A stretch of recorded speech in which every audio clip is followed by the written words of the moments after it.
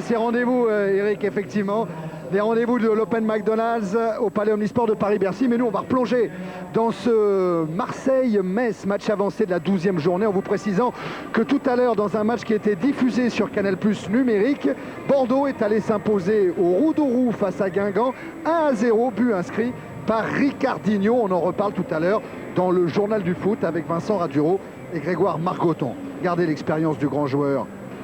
Regardez Laurent Blanc qui parle. Il fait partie des trois costauds avec Kopke, avec Ravanelli. C'est les trois grosses pointures de cette OM. On pourrait rajouter Eric Roy et Gravelaine aussi. Oui, bien sûr, c'est vraiment une grosse pointure. Et c'est vrai que de parler au groupe avant le début du match, c'est très important pour stimuler les joueurs s'ils sentent que le groupe n'est pas réceptif, ou alors les calmer un petit peu si la pression est trop importante. Mais bon, pour l'instant, c'est vrai que le public de l'Olympique de Marseille n'a pas mis une pression tellement importante. Mais ça va venir. Ça va venir quand ils vont rentrer. Ça va venir après la composition des équipes qu'on va découvrir, Fabrice. On va commencer par celle de l'OM. Alors, elle fait un peu bizarre, hein, comme ça, sur le papier, mais il y a des raisons. Hein. C'est vrai qu'elle est très bizarre. Donc, dans les buts, Andreas Kopke, ça ne change pas. Libéraux, Laurent Blanc. Et là, l'Olympique de Marseille donc, va jouer avec deux stoppers, Domoro et Bertin. Ensuite, il y aura une ligne de 3 joueurs à vocation défensive. C'est Jambé à droite, Roy dans l'axe et Colter sur le côté gauche. Tout ça pour bloquer les couloirs qui sont très importants du côté du Football Club de Metz. Un rôle un petit peu inhabituel, c'est pour Serge Blanc qui va être légèrement au milieu de terrain, qui va jouer comme un milieu de terrain côté gauche. Et puis Claude Makelele qui va retrouver sûrement un petit peu plus d'activité dans le jeu marseillais puisqu'il va être beaucoup plus libre devant Gravelaine et Ravanelli. Ça, c'est pour l'Olympique de Marseille. On passe au Football Club de Metz. Là, une équipe absolument sans surprise concoctée par Joël Muller, étant donné qu'il y a des absents. Hein. Bien sûr, avec Song qui est suspendu, Serezzoum qui est blessé. Donc un 4-4-2 logique avec Letizy, Castendutch, Gaillot, Pierre Toys qui prend la place de Song, donc suspendu. Blanchard, Mérieux, Beaufin à droite, Pires à gauche, ça c'est le milieu. Rodriguez, le buteur, et Lukic devant. Et on va retrouver Olivier Rouillet qui, comme il faisait beau, il a préféré aller sur le bord de la pelouse, Olivier. Bonsoir Thierry. Oui, en effet. Mais là, je suis encore dans le vestiaire et je suis avec Pascal Pierre. Pascal, dans quel état d'esprit êtes-vous avant d'affronter Fabrizio Ravanelli? Je ne sais pas si c'est lui que je remarquage, puisque je prendrai le joueur qui se trouve dans ma zone. Donc que ce soit lui ou Gravelaine, ce sera de toute façon très difficile, je pense. Mais bon, je crois que tous les samedis, on a des attaquants de valeur à marquer et bon, on est un petit peu habitué maintenant. Pas trop impressionné? Pour l'instant, non, on verra sur le terrain. Ok, merci. Oh, Olivier, 264e match de première division pour Pascal Pierre. Alors c'est vrai que Ravanelli, il fait peur, mais Pierre, il va pas se laisser démonter. Il arrive en tant que leader du championnat. Cette place est à défendre. Regardez, Pena Bianca, la plume blanche ou encore le renard argenté. Mais ne vous laissez pas prendre à la chevelure de Ravanelli. Il n'est pas très vieux, il aura 29 ans au mois de décembre. Et Ravanelli, Thierry, il a déjà fait jouer un petit peu son expérience parce qu'il est arrivé à Marseille, il devait jouer le match précédent à Marseille, c'était face à Toulouse, et puis on a dit qu'il était un petit peu grippé, mais c'est vrai que d'arriver dans un club, il ne connaissait pas les joueurs, il ne connaissait pas le public marseillais, il ne connaissait pas le jeu de l'Olympique de Marseille. Il a préféré s'abstenir, commencer à l'extérieur, et de quelle façon, puisqu'il a été à l'origine de la victoire olympienne. Et donc là maintenant, il est en confiance, il connaît le groupe, il va pouvoir vraiment donner tout ce qu'il a à donner et prouver sa valeur. On va bien suivre ce couloir parce que Marcel Dib et Roland Courbis hier ont prévenu leurs joueurs en leur disant bon, dans le couloir il faut déjà qu'il se passe quelque chose pour le moment, mais quelque chose, attention, faut pas prendre du tout mal ce que je viens de dire. Il faut montrer aux joueurs messins qu'on est présent, qu'on est là et que nous aussi on fait partie des prétendants au titre de champion. C'est vrai qu'un couloir c'est très important, les regards se croisent et la tension est vraiment très importante. Mais au fur et à mesure, les joueurs, surtout les joueurs de Metz comme les joueurs de Marseille, sont des vieux briscards, ils ont l'habitude. Donc ça a un petit peu moins d'importance. Par contre, ça a d'importance. Et voilà, l'accueil du Stade Vélodrome. Un demi-stade encore, malheureusement. Qu'est-ce que ça va être quand il y aura 60 000 spectateurs dans cette enceinte? Mais ça, c'est magnifique. Bravo les Ultras, parce que cet immense drapeau... les joueurs de l'OM, ils sont en train de se tourner vers ce virage-là. Et ça doit faire quelque chose de découvrir cette immense banderole. Et quelque part, on donne toujours un petit peu plus. Quand on voit un public aussi près de ses joueurs. Pascal Garibian, le capitaine de la police à la brigade de protection des mineurs de Paris, va diriger cette rencontre. Que va donc jouer Fabrizio Ravanelli? supervisé, on vous le disait tout à l'heure, par Cesare Maldini. Il joue gros, hein, Ravanelli. Il joue peut-être une place contre la Russie le 29 octobre prochain, oui, en match de barrage. Très important pour l'Italie. Et ce monsieur-là joue peut-être aussi gros, parce que Aimé Jacquet n'est forcément pas très loin. Et qu'Aimé Jacquet, il aura peut-être envie dans les prochaines semaines d'essayer Bruno Rodriguez à la pointe de l'attaque de l'équipe de France. Sur les Messins qui vont donner ce coup d'envoi entre Lukic et Bruno Rodriguez, les deux meilleures défenses du championnat face à face. À Metz, on a encaissé 8 buts, à Marseille 9. Ça y est, le public est dans le match aussi. Et c'est parti. Avec un ballon dans les pieds de Dany Boffin. Oui, tout de suite, on voit le dispositif marseillais se mettre en place, c'est-à-dire Amada Jambé qui va aller provoquer Dany Boffin. Il ne faut surtout pas les laisser jouer. Ça a été un élément très intéressant de l'entraînement d'hier de Roland Courbis. Tactiquement, il a mis une équipe en place pour empêcher le Football Club de Metz de jouer, de développer son jeu. Faute de Teddy Bertin sur Lukic. Et Lukic, comme disait Roland Courbis, on n'en parle pas beaucoup, mais quel travail de harcèlement pour la récupération de la balle. Quel travail dans les fausses pistes pour libérer des chemins au Pires et au Rodriguez. Et le voilà, Bruno Rodriguez qui tente la frappe tout de suite avec un Kopke qui accompagne ce ballon en sortie de but. Oui, Thierry, c'est l'action typique de l'attaquant qui est en confiance. Contrôle orienté et en se retournant, frappe instantanée. Ça, c'est la puissance et puis la spontanéité de Rodriguez. 6 buts déjà depuis le début de la saison en championnat. Et relance de Laurent Blanc, une relance longue, trop longue. Je ne suis pas sûr que Toys l'ait touché. Et il ne l'a pas touché d'après M. Garibert.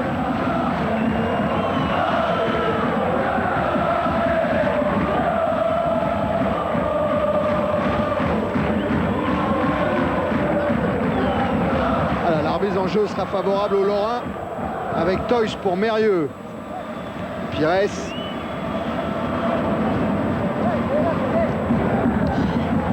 Une intervention de Xavier Gravelaine qui a été longtemps incertain, relayé par Makelele pour Jambé.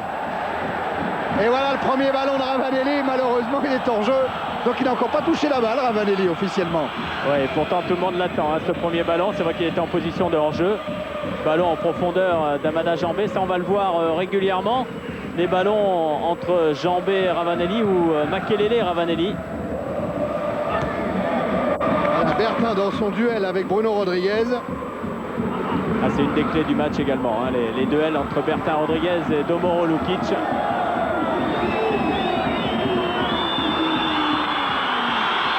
Remise en jeu Gaillot avec une aile de pigeon de Robert Pires. Roy, reprise de Toys. Osé, mais il faut la tenter. Oui, puisqu'il veut dire également, alors que l'on revoit le dégagement donc de Domoro, la reprise instantanée de Toys, ce qui veut dire que l'équipe de Metz est très haute et placée au niveau du milieu de terrain, ne recule pas. Alors c'est vrai que Metz avait formidablement démarré ce championnat à l'extérieur avec 3 victoires consécutives, mais dans les 3 autres matchs suivants, il y a eu 2 matchs nuls. Tiens, voilà le premier ballon de Ravanelli et faute de Gaillot. Il y avait eu 2 matchs nuls et une défaite à Strasbourg à la Méno 2-0. On pourrait se demander si Metz n'était pas un petit peu dans le trou. Joël Müller a la réponse. On manque peut-être de fraîcheur, mais c'est plus sur le plan mental que sur le plan physique. C'est-à-dire que ça a été dur d'être leader, d'être invaincu. Il y avait une pression supplémentaire, mais il ne croit pas que ça se situe au niveau physique. Serge Blanc pour tirer ce coup franc. Et là, ça va plonger au premier poteau. Ouais, avec un Laurent Blanc, bien sûr, qui est monté. Surveillé par Pierre. Et Pierre, il a évité la touche. Ouais, bonne couverture d'Éric Roy, qui est bousculé. Ouais, mais le coup franc, il sera pour Robert Pires.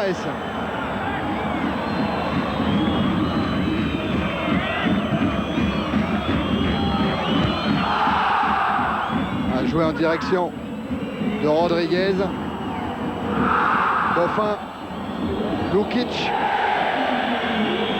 Et Lukic qui va chercher lui aussi la frappe. Oui, pour l'instant, l'équipe messine bien en place, qui ne recule pas, qui récupère les ballons au niveau du milieu de terrain. Et par Lukic, Rodriguez et Mérieux, ils peuvent aller de l'avant et se mettre en position de frappe. Donc une équipe, on le voit, hein, très en confiance, très soudée collectivement, qui est bien en place. Ils se connaissent maintenant vraiment très bien. Ouais, bien joué entre Makelele et Ravanelli. Gravelaine maintenant. Et de la tête. Ballon remis par Toys. Alors que là, voilà, le plongeon de Toys pour offrir ce ballon au nouvel international, Lionel Letizy, qui a fait ses débuts contre l'Afrique du Sud samedi dernier à Lens. Oui, c'est pas pour ça qu'il a changé. Il est toujours aussi calme. Ah oui. Pires. Contré.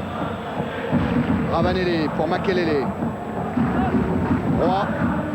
Tomoro. Il a bien fait hein, d'éviter le passage par Kopke. Colleter.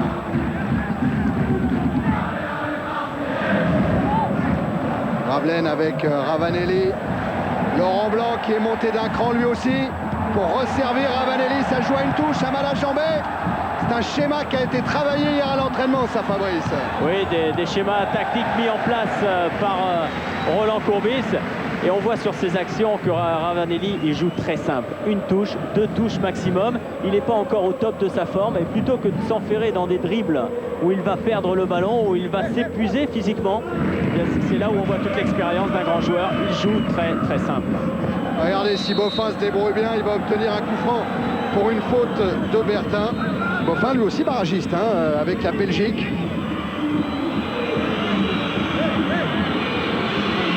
À Boffin, on a l'impression qu'il a pris aussi une ampleur encore plus importante depuis qu'il est arrivé à Metz. C'est vrai qu'on ne le connaissait pas trop, on le connaissait bien, mais pas suffisamment. Coup de pied arrêté joué par Mérieux, avec Domoro qui a sauté sur cette balle. Pires récupère. Pires face à Colleter. Contré, ce sera un corner. Peut-être les Marseillais ont pris conscience de l'importance de ce match hier au Château de l'Arc, là-bas à Fulvaux, où ils vont en retraite habituellement, avec la visite de leur président, Robert Louis Dreyfus, qui est dans les tribunes ce soir et qui, là, pour la première fois de la saison, leur a parlé. C'était hier soir, juste avant le dîner.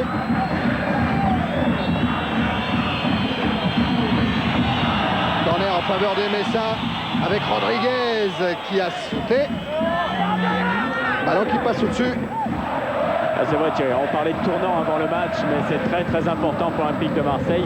Il y a ce match, il y a ensuite le déplacement à Bastia. Ouais. Donc c'est vrai que c'est... Alors, déplacement à Bastia, Fabrice, sans Ravanelli qui sera dans le groupe italien, sauf si du côté de l'OM, on arrive à bien parler ce soir à Cesare Maldini, mais ça m'étonnerait, et sans Colleter qui sera suspendu. Oui, donc ça fait des éléments importants. Et pour Roland Courbis, il faudra encore modifier sa formation. C'est vrai que c'est pas facile à gérer. Les remplaçants de l'OM avec plein centre. Frédéric Bertin. Frédéric Brando. Teddy Bertin, il joue. Frédéric Brando, il est sur le banc. Et voilà Teddy Bertin, justement. Les deux anciens du HAC. Boffin. Rodriguez. Mérieux. Transversal de Mérieux. Intercepté par Colleter. Blanc. Temps d'avoir une solution. Colleter a pris son couloir là, dans le dos de Pierre. L'avantage dans ce système du côté de Marseille, c'est qu'à tour de rôle, aussi bien Colleter que Blanc peuvent appeler le ballon sur le côté. Et lorsqu'il y en a un, comme cette fois-ci c'était Colleter, l'autre bien sûr reste pour pallier à un contre. 8 minutes en première période au Stade Vélodrome, 0-0 entre Marseille et Metz. Et ballon envoyé par Domoro. Il ne faut pas oublier que ce sont les meilleures défenses du championnat face à face. Hein. Et une organisation. Alors du côté de Metz, c'est pas étonnant parce que la défense n'a pas changé. Il y a que Letizy qui est venu. Et c'est loin d'être. C'est un grand renfort en plus, Letizy. Par contre, du côté de l'OM, à 80%, c'est une défense nouvelle. Ça veut dire que la mayonnaise a bien pris. Du côté de Jacques Van Kerchaver et de Roland Courbis, on a bien fait travailler cette défense. Seul Kopke C'est un ancien. Oui, c'est vrai, maintenant on s'appuie énormément sur un bon bloc défensif. Et c'est pas un hasard de retrouver ces deux formations dans le haut du classement, c'est important. Même si l'Olympique de Marseille a énormément bouleversé sa défense. Elle a joué avec 5, avec 4, avec 3. Mais les joueurs sont de qualité, ils s'adaptent à toutes les situations. Makelele a écarté du côté de Jambet. Avec un dédoublement de Bertin. Voilà, il est servi, c'est du Bertin. Passe à Beaufin. Joue avec Ravanelli. Makelele contré, mais il s'est retourné, l'ancien Nantais. Ravanelli. Allez, il change l'orientation du jeu. Il attend Colleterre. Poussé un petit peu loin son ballon. Bonne sortie de Pierre. Bertin, Makelele. Il va laisser l'avantage, monsieur Garibian, il a raison. Roy, Ravanelli. Contré, la frappe de Ravanelli. Dans les bras de Letizy.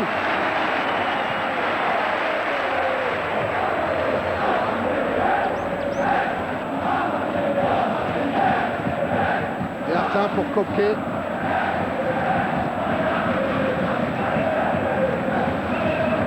Ouais, quand je parlais de l'arrivée de Letizy, bien sûr qu'il était l'année dernière à Metz, mais ça fait déjà 3 saisons de suite que Metz est meilleure défense du championnat. C'était vrai lorsque Auxerre a été champion, c'était vrai lorsque Monaco a été champion, et c'est encore vrai cette année. Allez, les automatismes, c'est très très important. Quand on peut s'appuyer sur un système bien en place, bien huilé, c'est vrai que les joueurs ont des repères, et à partir de là, c'est plus facile. Attention à Makelele avec Ravanelli à l'entrée de la surface. Il rejoue avec Makelele. Intervention Blanchard. Makelele dans un rôle un petit peu différent des rôles précédents. On le voit beaucoup moins maintenant sur le côté droit. Thierry? Oui, Olivier. Oui, alors je me suis situé juste derrière le but de Letizy, et vous disiez tout à l'heure qu'il était très calme en effet, et surtout ce qui est très intéressant, malgré le bruit qu'il passe derrière lui, il commande énormément sa défense, mais il est très très serein. Ah, il a pris du volume, Letizy, c'est sûr. Et il a toujours été comme ça, et même avec l'expérience qu'il a acquis maintenant, il a toujours cette même façon d'aborder les matchs, de décontraction. Sûrement qu'intérieurement, il est hyper motivé et concentré. Mais c'est vrai que donner cette image-là, même pour les attaquants adverses, c'est important. Attention, on joue très vite avec Ravanelli. Ouais. Qui est pris là en tenaille par 2 joueurs messins et qui va obtenir le coup franc. Ah, c'est le pied gauche de Mérieux et le pied droit également de Mérieux. Le doublé. Alors, sur tous les coups de pied excentrés sur le côté droit, c'est Serge Blanc avec son pied gauche. Ballon rentrant. Alors il y a 5 Marseillais dans la surface de réparation. Letizy est sur sa ligne, c'est au premier poteau. Serge Blanc récupère. Ah, il s'est heurté à Mérieux, il va obtenir un nouveau coup franc. Ouais, une obstruction de la part de Frédéric Mérieux. Thierry, une petite information pour Ravanelli. Monsieur Garibian lui a demandé de mettre son maillot dans le short. Et il sait le règlement, Olivier. Oui, oui. Attention à ce deuxième coup franc consécutif. Oui, Makelele au premier poteau, Laurent Blanc point de pénalty avec Ravanelli. Tout ce beau monde va plonger au premier poteau. Ouais, mais Serge Blanc, lui, il est allé chercher le deuxième, voire le troisième poteau. Et pourtant, ils l'ont travaillé à l'entraînement. Ces coups de pied arrêtés avec Ravanelli, Blanc et Makelele au premier poteau.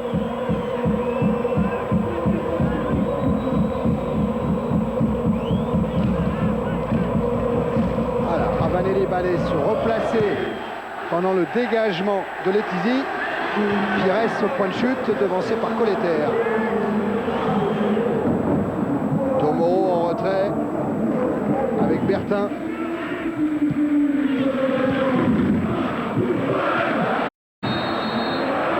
Il est revenu à la faute. Lui aussi obtenir un coup franc.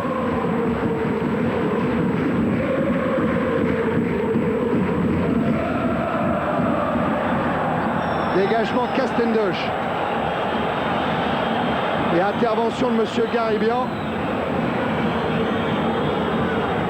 qui n'a pas arbitré les Messins cette année. Il a arbitré une fois l'Olympique de Marseille.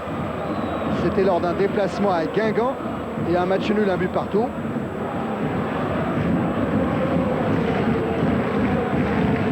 Alors là, il y a plusieurs possibilités hein, pour Ouais, parce que l'Olympique de Bertin, il a Marseille. une grosse frappe. Bon, Laurent Blanc, c'est connu. Et Ravanelli qui traîne. C'est lui qui s'élance le premier. Il passe au-dessus. Bertin peut-être. La frappe lourde de Bertin renvoyée par le mur. Et la reprise de Roy.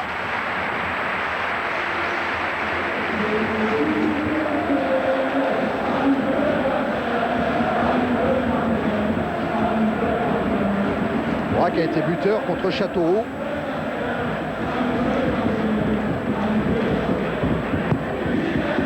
Dégagement Letizy en direction de Rodriguez.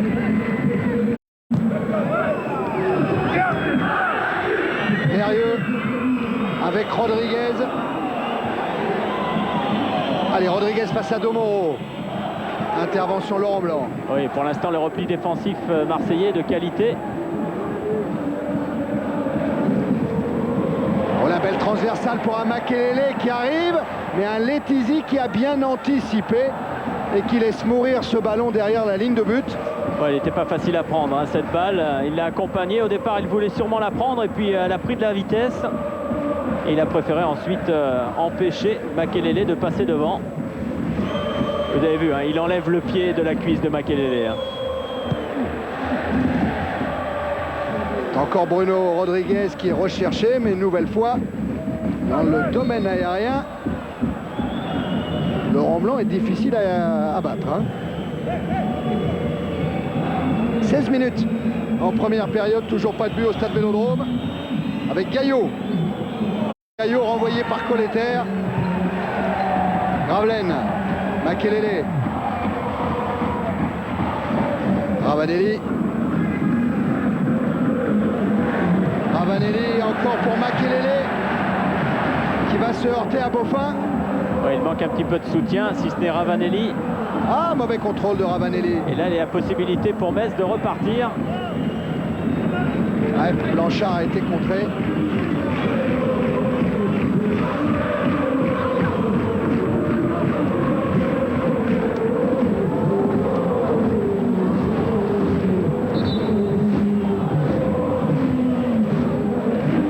Remise en jeu Boffin avec Pires.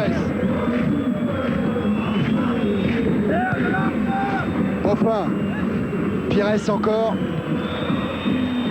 Qui alerte Toys. Mais retour de Serge Blanc.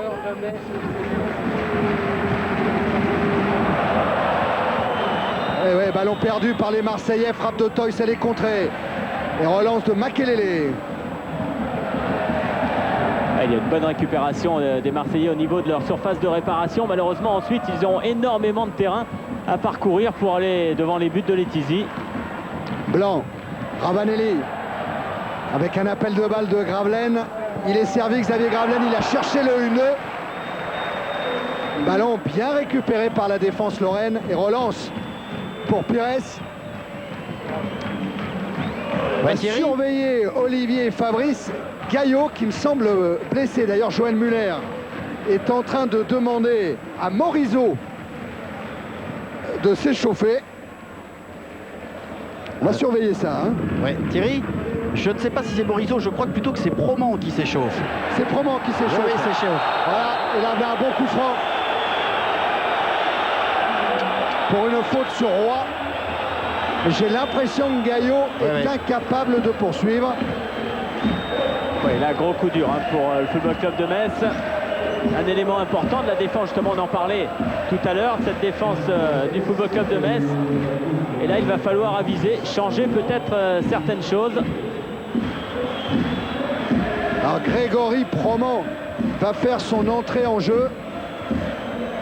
Pensionnaire d'habitude du CFA avec Doutadeo à Metz. C'est un international des moins de 18 ans. Mais là, surtout, il rentre à un mauvais moment pour Metz. Oui, tous les Messins dans leur surface de réparation. Ouais, c'est un mur très consistant, hein. 6 joueurs. Laurent Blanc le premier, non, c'est Gravelaine avec le pied gauche, renvoyé par le mur. Et on remonte très très vite du côté de Metz. Ouais, Jean-Bay, il a essayé de passer par-dessus la défense. Ça traînait un petit peu, hein, côté messin. La remontée, Boffin avec Pires. Lui aussi manque son contrôle. Regardez, Regardez Fabrice, le regard de Gravelaine, celui de Ravanelli, c'est juste avant le coup franc. Image sortie par Jean-Paul Jaude. Ouais, Oh le regard, oh le pour regard. mettre ce ballon au fond des filets. Teddy Bertin, Ravanelli. Faute sur Ravanelli. Il avait laissé l'avantage dans un premier temps, monsieur Garibian. Alors Proman est rentré, il a pris la place de Toys à droite. Il va jouer donc sur le couloir droit. Pierre va s'occuper de Ravanelli. Makelele, centre de Makelele, renvoyé par Proman. Roy, il peut frapper, Ballon capté par Letizy. Alors on voit encore cette frappe d'Éric Roy et la bonne prise de balle de Lionel Letizy. Donc la défense messine, Thierry, qui a complètement changé, puisque Toys va s'occuper de Gravelaine, Pierre va s'occuper de Ravanelli et Proman va jouer lui dans le couloir droit pour empêcher les montées de Blanc et de Colter. En tout cas, Fabrice, on voit beaucoup Makelele dans ce début de rencontre. 20 minutes en première période, 0-0. Et oui, Claude Makelele, depuis l'arrivée de Ravanelli et ce dispositif mis en place par Roland Courbis, il est un petit peu plus axial et c'est vrai qu'il participe davantage au jeu. En début de championnat, il était un petit peu sur le côté droit. Il avait du mal à trouver des espaces, du mal à se situer par rapport à ses partenaires. Là, ça va beaucoup mieux. Gravelaine en déviation avec Jambet. Gravelaine à nouveau va choisir le centre. Ça devrait être facile pour Letizy. Ah, il a une facilité pour prendre tous ces ballons aériens.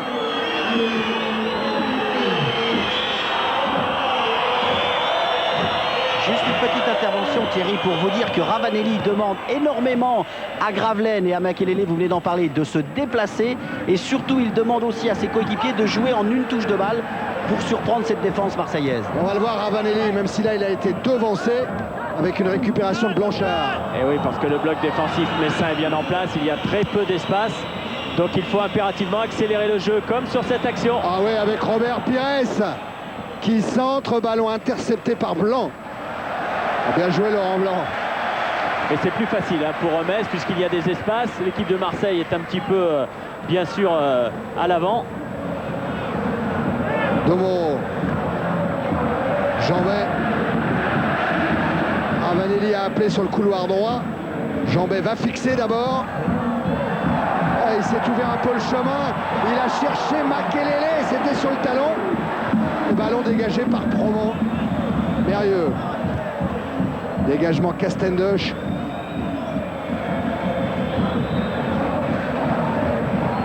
Et Andreas Kopke qui n'a pas joué avec l'Allemagne contre l'Albanie. Je vous expliquais hier que c'était normal. Bertie Vogts, pour ce dernier match des qualifications, avait voulu faire jouer un petit peu Oliver Kahn. Donc a priori, il n'y avait pas de souci. C'est bien Kopke, le gardien de la Mannschaft.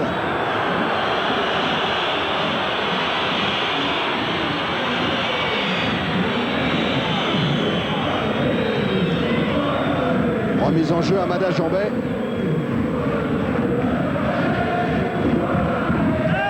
Makelele devancé, Boffin, Blanchard. Faute de Makelele, signalée par Alain Augu, l'arbitre assistant.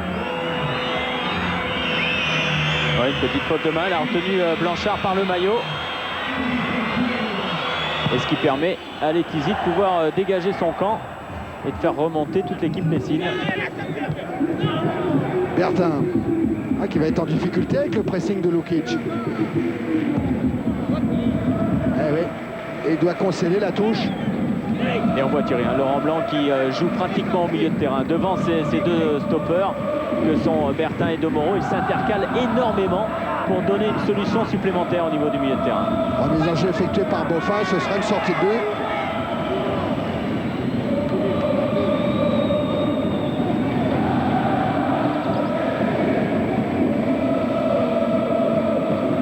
Alors une stat pour les attaques de Marseille, ça se joue pas à gauche en tout cas. Non, ça se joue énormément sur le côté droit avec Ravanelli qu'on a vu. On a vu également Amada Jambet. pour l'instant, que ce soit Colter ou Blanc, on a du mal à aller jusqu'au bout en tout cas. Ah, Blanc qui essaie de jouer avec Gravelaine, sortie de Toys. Oh, voilà Jeffrey Toys. Pires, Mérieux qui est arrivé à hauteur. Et il va trouver Rodriguez. Et Lukic maintenant. Deuxième poteau, il y a Pires. Lukic essaie de frapper fort devant le but. C'est ressorti côté marseillais. Avec Gravelaine. Pris par Blanchard. Rôle de Blanchard essentiel. Rappelez Roland Courbis, il lui fait penser à Roy, à Pavon, le Bordelais.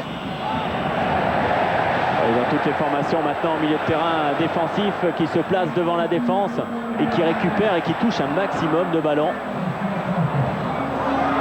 Et on lui demande bien sûr de relancer proprement. C'est le cas de Blanchard, pas des joueurs que vous venez de citer.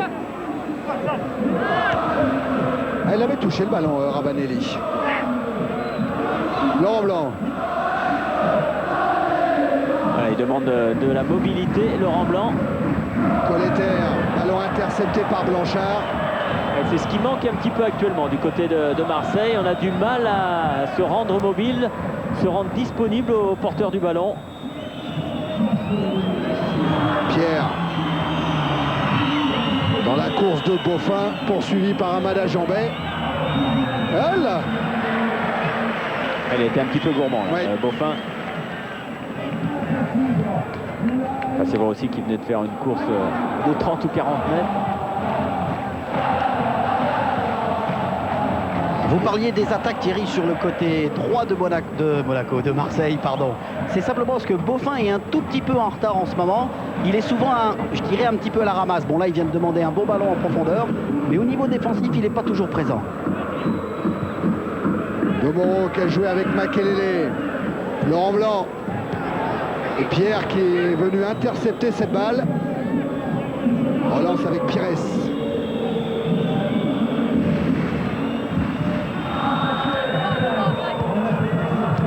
Moment, Pires. Ballon récupéré par Gravelaine.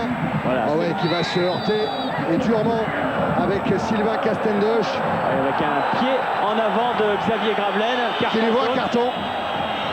Et c'est une mauvaise nouvelle parce que c'est le 3e carton pour Xavier Gravelaine qui sera suspendu. Pas pour Bastia, mais pour le match suivant que je vais retrouver. Oui, on a revu le pied en avant de Gravelaine sur le tibia de Sylvain Castendoche. Il sera suspendu contre Cannes, Xavier Gravelaine. Oui, sans contestation possible. Il était un petit peu en retard. Gravelaine, ça fait plus de 14 jours qu'il est sous antibiotiques, il a une angine dont il ne parvient pas à se débarrasser. Jacques Van Kerchaver disait ouais mais il lutte et je suis sûr qu'il va faire un bon match. Propos corroborés par Roland Courbis, toujours avec ses formules. Gravelaine pour le moment depuis quelques semaines il est un petit peu dans le zag, mais je le sens que ce soir il va peut-être nous faire quelque chose. Mérieux pour tirer le corner en faveur du FC Metz, avec encore une tête de Rodriguez. Oui, et pourtant il était esselé, Rodriguez dans la défense de Marseille, mais il est arrivé lancé, coupé la trajectoire du ballon. Voilà, et il devance Laurent Blanc. Comme quoi il ne suffit pas d'être nombreux dans une surface de réparation, mais à partir du moment où on est mobile et en mouvement. Ravanelli au point de chute. Beaufin. Bertin. Avec Roy. Colleter. Gravelaine. Ouais, ça manque de solutions autour de Xavier Gravelaine. Ouais, du coup, il se fait contrer par Toys.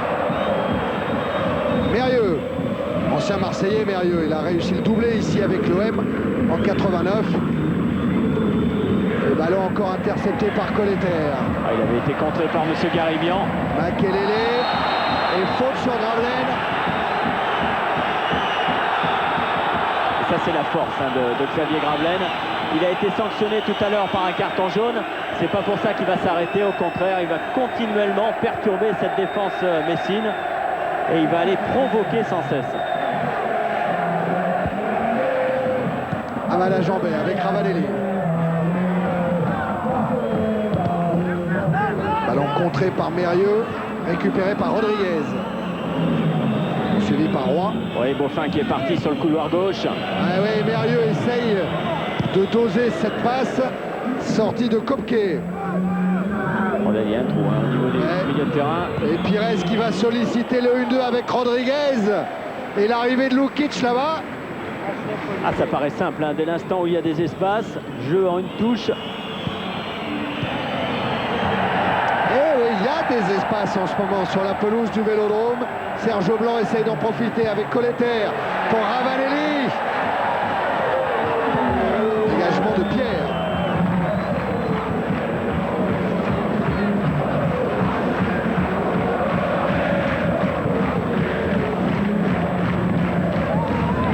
Makelele dans la surface de réparation. Makelele toujours. Et poussé à l'extérieur. Roy pour Jambet. Allez, Jambet, il va provoquer, il essaie de déborder Beaufin et il va obtenir le corner. Corner qui va être frappé encore une fois normalement par Serge Blanc avec son pied gauche. Et comme d'habitude, sur ce genre de situation, Laurent Blanc monte. Oui, avec un dispositif bien en place. Makelele au premier poteau. Blanc, Ravanelli au niveau du point de pénalty. Gravelaine au deuxième poteau. Eric Roy également. À la tombée du ballon, Roy. Ouais, but. Blanc et but. Tête de Laurent Blanc qui, après 31 minutes en première période, permet à l'Olympique de Marseille de mener 1-0. Et encore une fois, superbe détente de Laurent Blanc qui a bien jugé la trajectoire du ballon. Lionel Letizy lui était un petit peu court.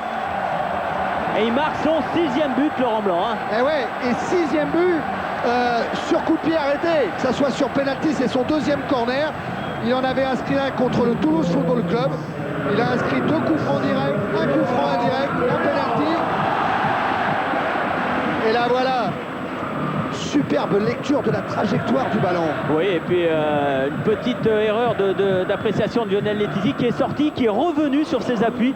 Et à partir de là, un gardien, on le sait, hein, lorsqu'il recule, il est en danger. Et on a vu la tête piquée de Laurent Blanc, qui a marqué également le premier but face à Toulouse de la tête. Et attention au chaos avec Makelele qui vient encore provoquer. Bon tacle de Castendoche. Rodriguez pour Mérieux. Roland Courbis estimait que ce ballon était sorti. Mais là, ça profite à Roy. Dans la course de Ravanelli, couvert par Pierre. Oui, c'est un peu trop profond, un peu trop long. Et la voilà. joie. Ah.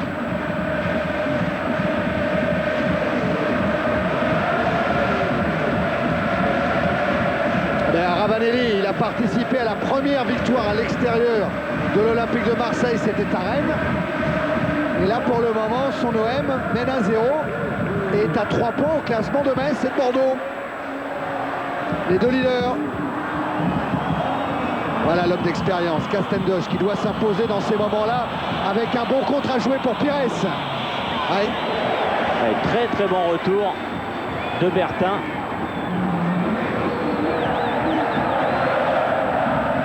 C'est vrai qu'avec le dispositif de Roland Courbis, il y a énormément de possibilités de jeu.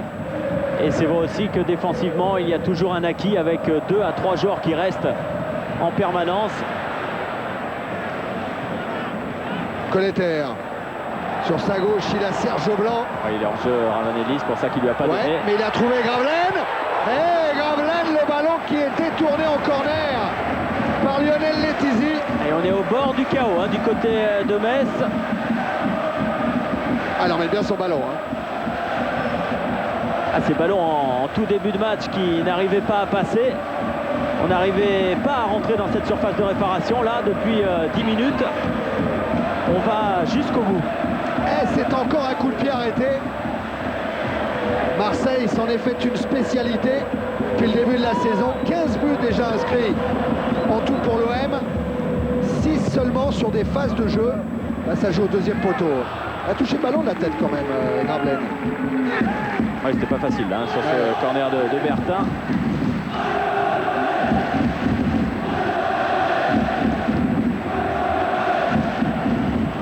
C'était Lukic qui était revenu défendre.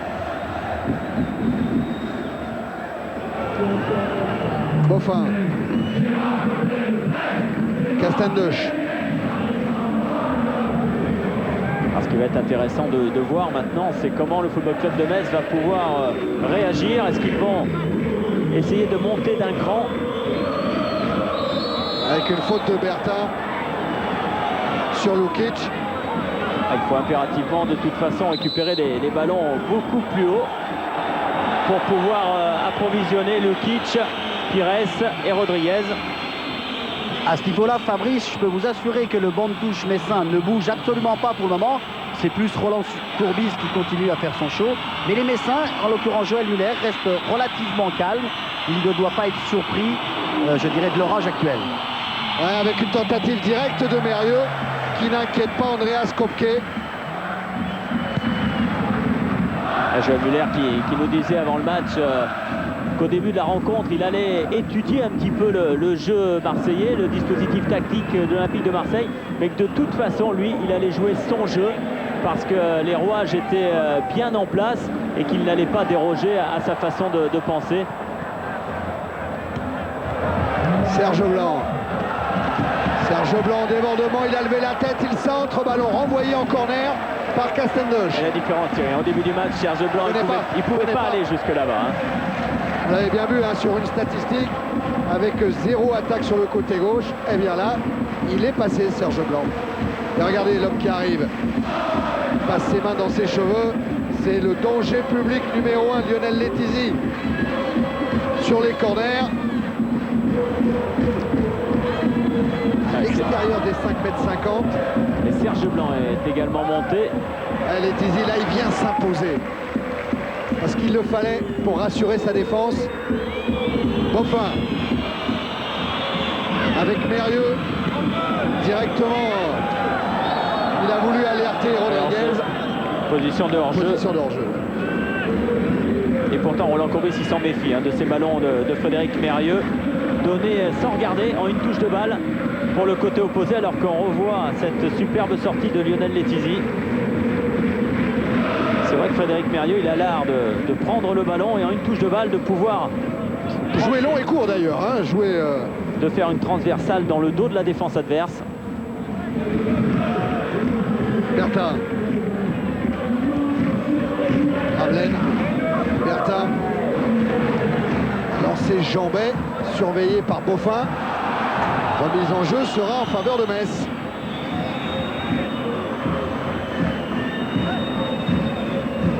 Lukic, Pires. Dans le dos de Mérieux.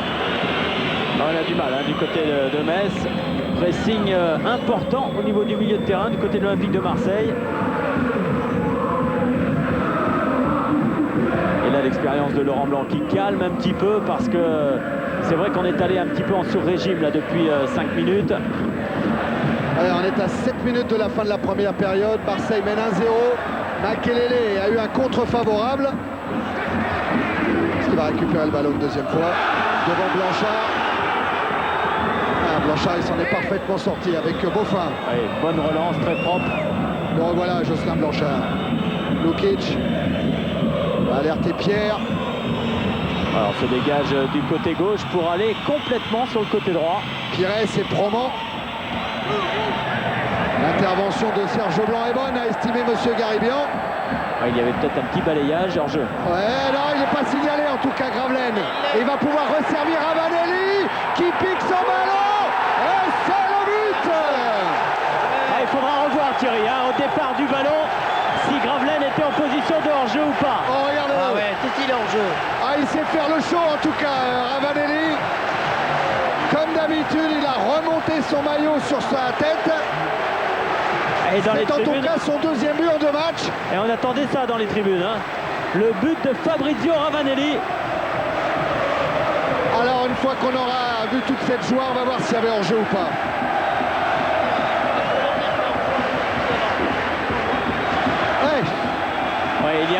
peut-être sur le flanc droit, ou Proman, ou Toys, on voit pas trop bien, qui couvre Gravelaine.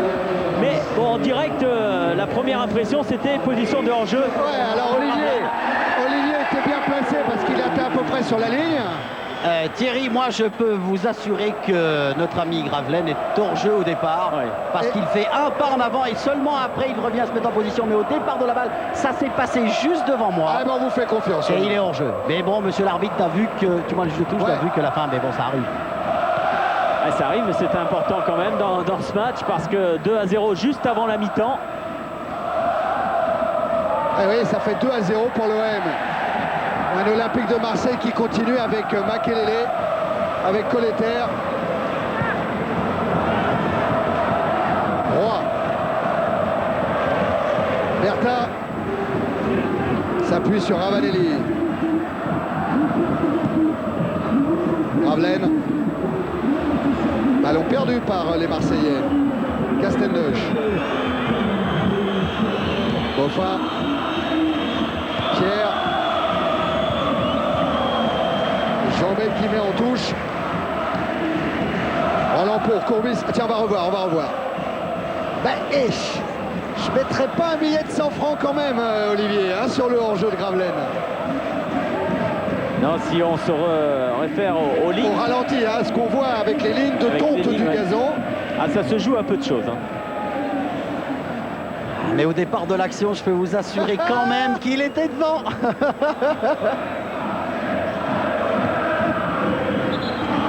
Elle est sortie la balle, elle est sortie.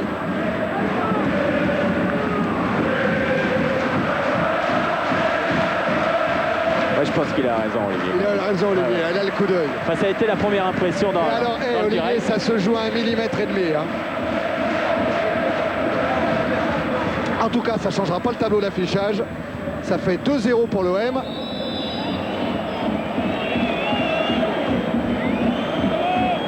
Et on est tout près de la fin de la première période. Un peu plus de 3 minutes. Rodriguez qui n'a pas marqué lors des 2 dernières journées de championnat. On aurait bien envie de revoir trembler les filets. Elle est sortie, Et Rodriguez qui n'est jamais resté plus de 2 matchs sans marquer. Donc, a priori... Ce qui est intéressant, Thierry, c'est qu'avec un joueur de la classe de Ravanelli, eh bien, une seule occasion de but, et ça se transforme en but. C'est quand même hyper important pour cette équipe de Marseille. Vous ne croyez pas que Cesare Maldini, il a noté ça sur son petit bout de papier? Mérieux. C'est toute l'expérience des grands joueurs. En plus, il se sait à court de conditions. Il n'est pas encore au top, donc il joue vraiment les coups importants à fond. Rodriguez qui essaye d'écarter tout là-bas en direction de Lukic, alors qu'Amada Jambet est resté au sol. Lukic contré à l'entrée de la surface de réparation. Roy. Au Colleter, un mauvais contrôle. Ballon perdu. Ça va mieux pour Jambet. Il s'est relevé. Mérieux. Bien fait de la part de Ravanelli. Un Jambet blessé est resté très haut sur le terrain. Et bien Ravanelli, il a tout vu, il a tout compris. Il est allé prendre la place de Jambet. Ah, c'est ce qu'on appelle la discipline. Et là, il y a une belle occasion peut-être pour Robert Pires. Ah, c'est sorti. Ah, c'est important de compenser ce que son partenaire peut faire. S'il est en difficulté, eh bien, il faut revenir défendre. On va avoir le tête-à-tête. Ravanelli, Letizy, petit ballon piqué, impeccable. Ah, il attend que Letizy plonge sur lui. Comme il est en avance et comme il a le contrôle du ballon, là il voit venir le gardien. C'est plus facile pour lui, même si la qualité est là quand même. Hein. Toujours à votre disposition le 36-15 code CPLUS pour donner une note à la rencontre. Et à mon avis, il se passera encore quelque chose en deuxième période. Hein. Toys.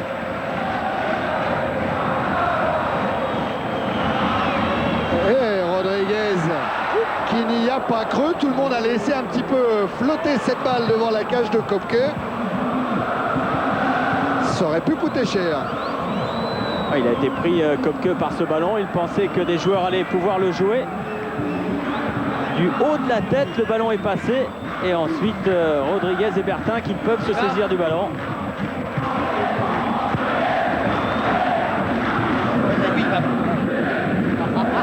Ravanelli. Jambet. Et on parlait de Makelele, Jambet on le voit énormément aussi hein, sur son côté droit. C'est pas un hasard s'il y a énormément de jeux sur ce flanc-là.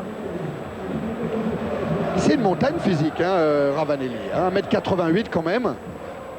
Physiquement, il pèse. Je crois que c'est Didier Deschamps qui était interrogé quand Ravanelli a été transféré à l'Olympique de Marseille, qui disait c'est un buteur hargneux. Jamais battu, un combattant. Et qui pèse, qui use les défenses.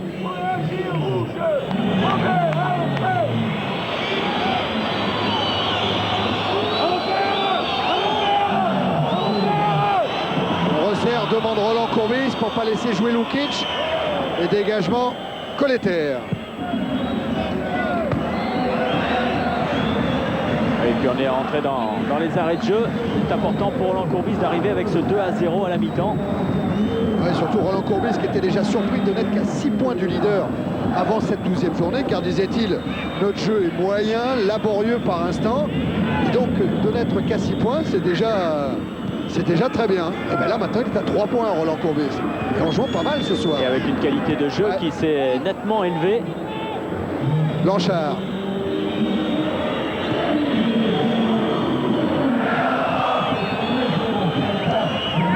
Blanchard encore. Castenduch. Sa première montée, hein, Sylvain Castenduch. Moffin.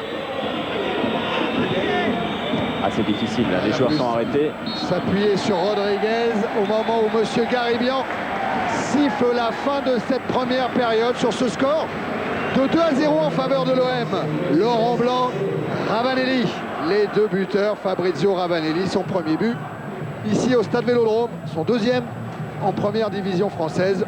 Laurent Blanc, il en a marqué lui. Oui, Olivier. Oui, avec Laurent Blanc. Laurent, quelle analyse faites-vous après cette première mi-temps?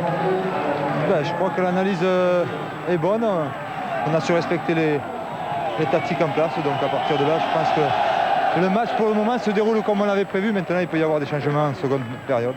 Donc on va bien voir, on va se reposer d'abord. Ok, merci. C'est une bonne chose. On va voir le but de Laurent Blanc de la tête. Ah oui, le superbe timing de Laurent Blanc. Lionel Letizy, on vous l'a dit, hein, il avance, il recule ensuite. Et le voilà, ce couloir du Stade Vélodrome qui est de plus en plus beau, qui sera quasiment prêt pour le 4 décembre, le tirage au sort de la Coupe du Monde. Une fois connues les 32 équipes qualifiées,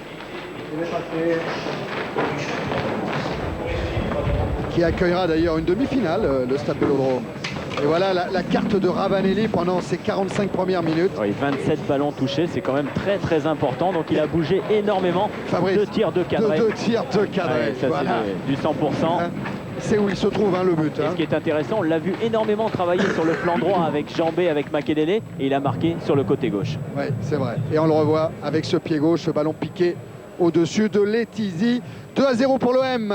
Après la fin de la première période, on va retourner du côté de Paris, retrouver Nathalie Yanetta, Vincent Raduro pour le journal du foot, après avoir apprécié ce ralenti de Ravanelli. Ça, c'est la position caractéristique de Fabrizio Ravanelli. Allez, tout de suite après, le journal du foot.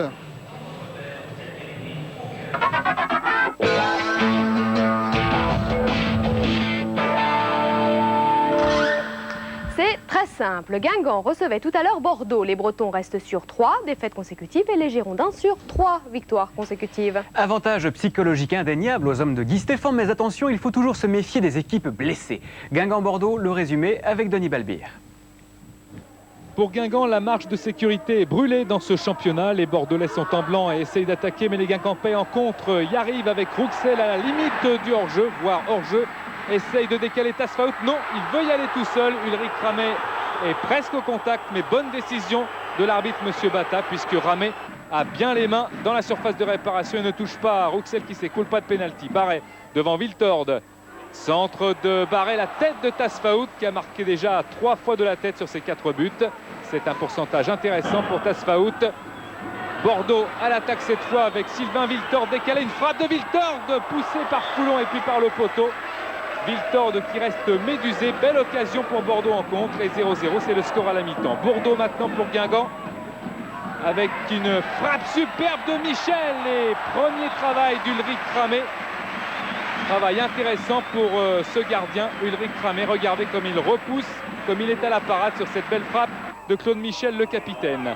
Encore des Bordelais avec cette frappe de Pavon, bien captée par Angelo Hugues, mais en deux temps. Viltord n'arrive pas à temps. Michel Pavon, le capitaine.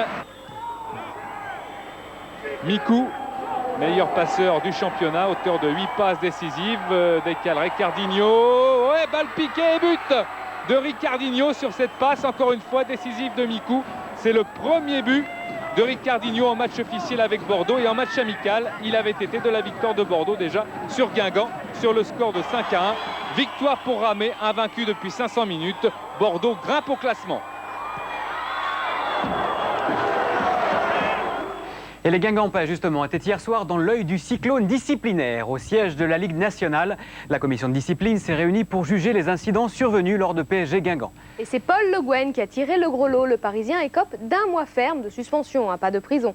La commission de discipline a sanctionné ce vilain tacle par derrière sur Corridon. Et le pauvre Charles-Édouard Corridon a tout de même été victime d'une fracture du péroné. Le PSG n'a pas souhaité faire appel. Et puis, 2 matchs fermes de suspension pour Vanucci et Leroy, coupables de ce que le président de la commission a appelé une algarade d'assez mauvais goût. C'est le moins qu'on puisse dire.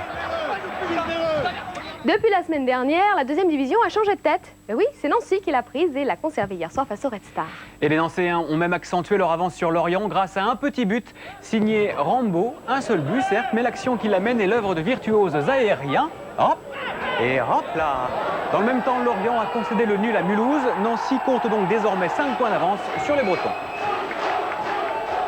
Vous connaissez tous Daniel Jean Dupeux, manager du Stade Malherbe de Caen. C'est entre autres un passionné de technique et de tactique. Et il a eu l'excellente idée de tenter une expérience avec Carlos Bilardo, l'entraîneur argentin, grand tacticien devant l'éternel.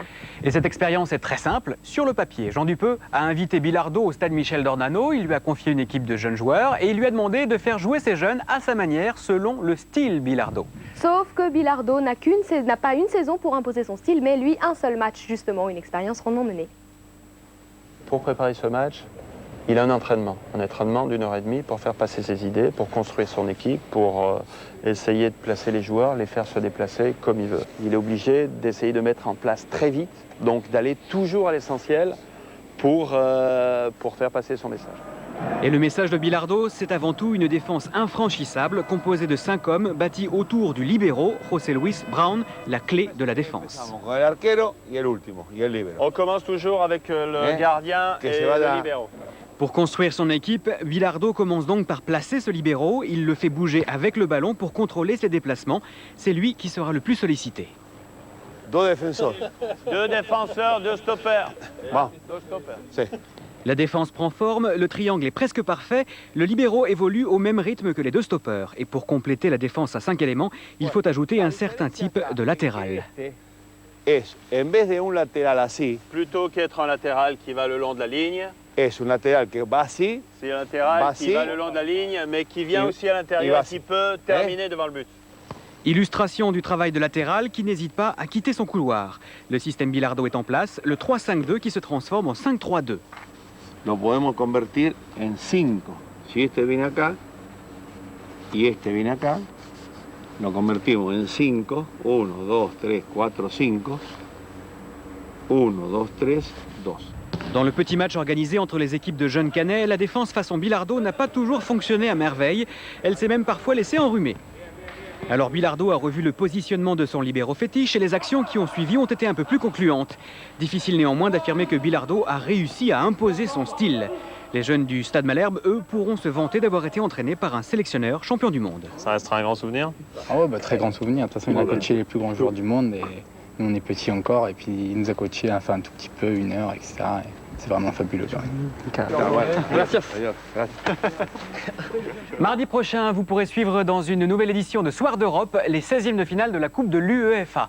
Et vous êtes sans doute curieux de savoir ce qu'ont fait cette semaine les futurs adversaires de nos clubs français. Alors Liverpool, qui se déplacera à Strasbourg, a gagné en Coupe de la Ligue contre un club de 2e division, West Bromwich. L'Inter de Milan et de Youri Djorkaeff s'est brillamment imposé 3-0 à Plaisance en Coupe d'Italie.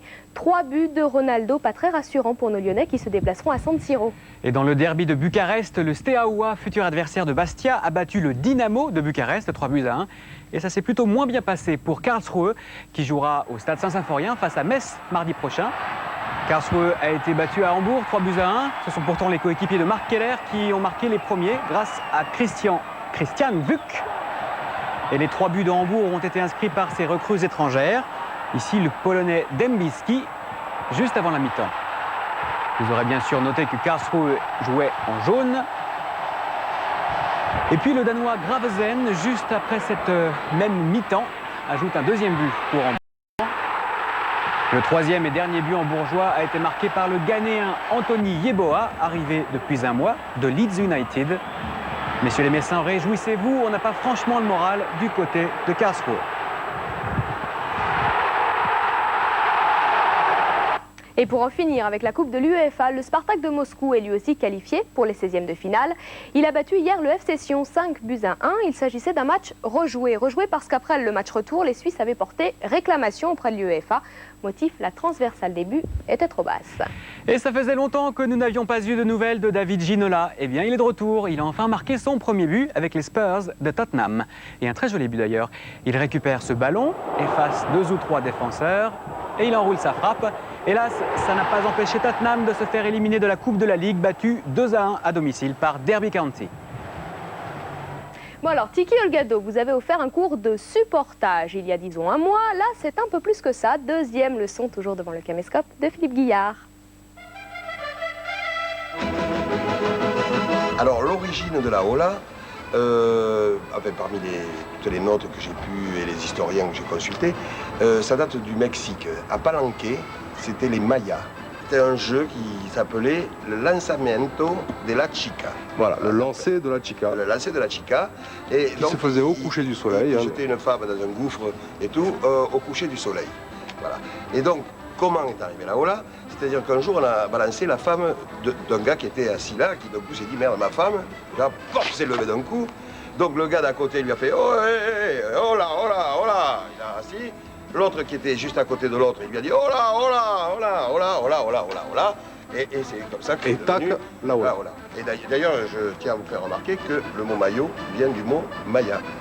Il y a 3 phases de décomposition. Quadriceps qui travaille, les mains qui se lèvent, le levage, avec le corps bien en extension, le rabaissage et l'asseyage, et le regard termine droit.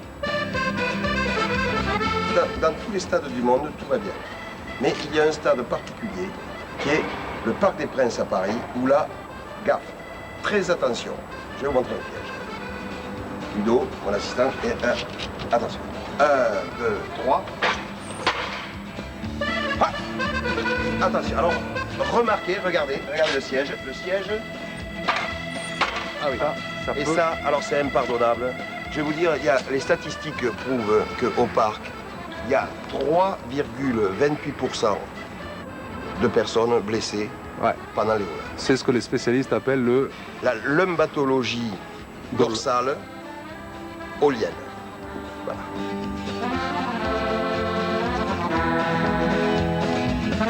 Et si vous voulez faire la Ola dans les stades de la Coupe du Monde, vous n'avez plus que jusqu'à samedi minuit pour vous inscrire et participer au tirage au sort. Il y a déjà plus de 550 000 demandes pour 227 000 places. Mais le CFO tient à vous rassurer, si vous vous inscrivez seulement maintenant, vous aurez autant de chances que les autres. Allez, filons au stade de Vélodrome où c'est sûr, une très belle Ola nous attend. Et qui sait, peut-être que Thierry Gilardi et Fabrice Poulain nous en offriront une eux aussi. Voilà, sinon Marseille mène toujours 2-0 face à Metz.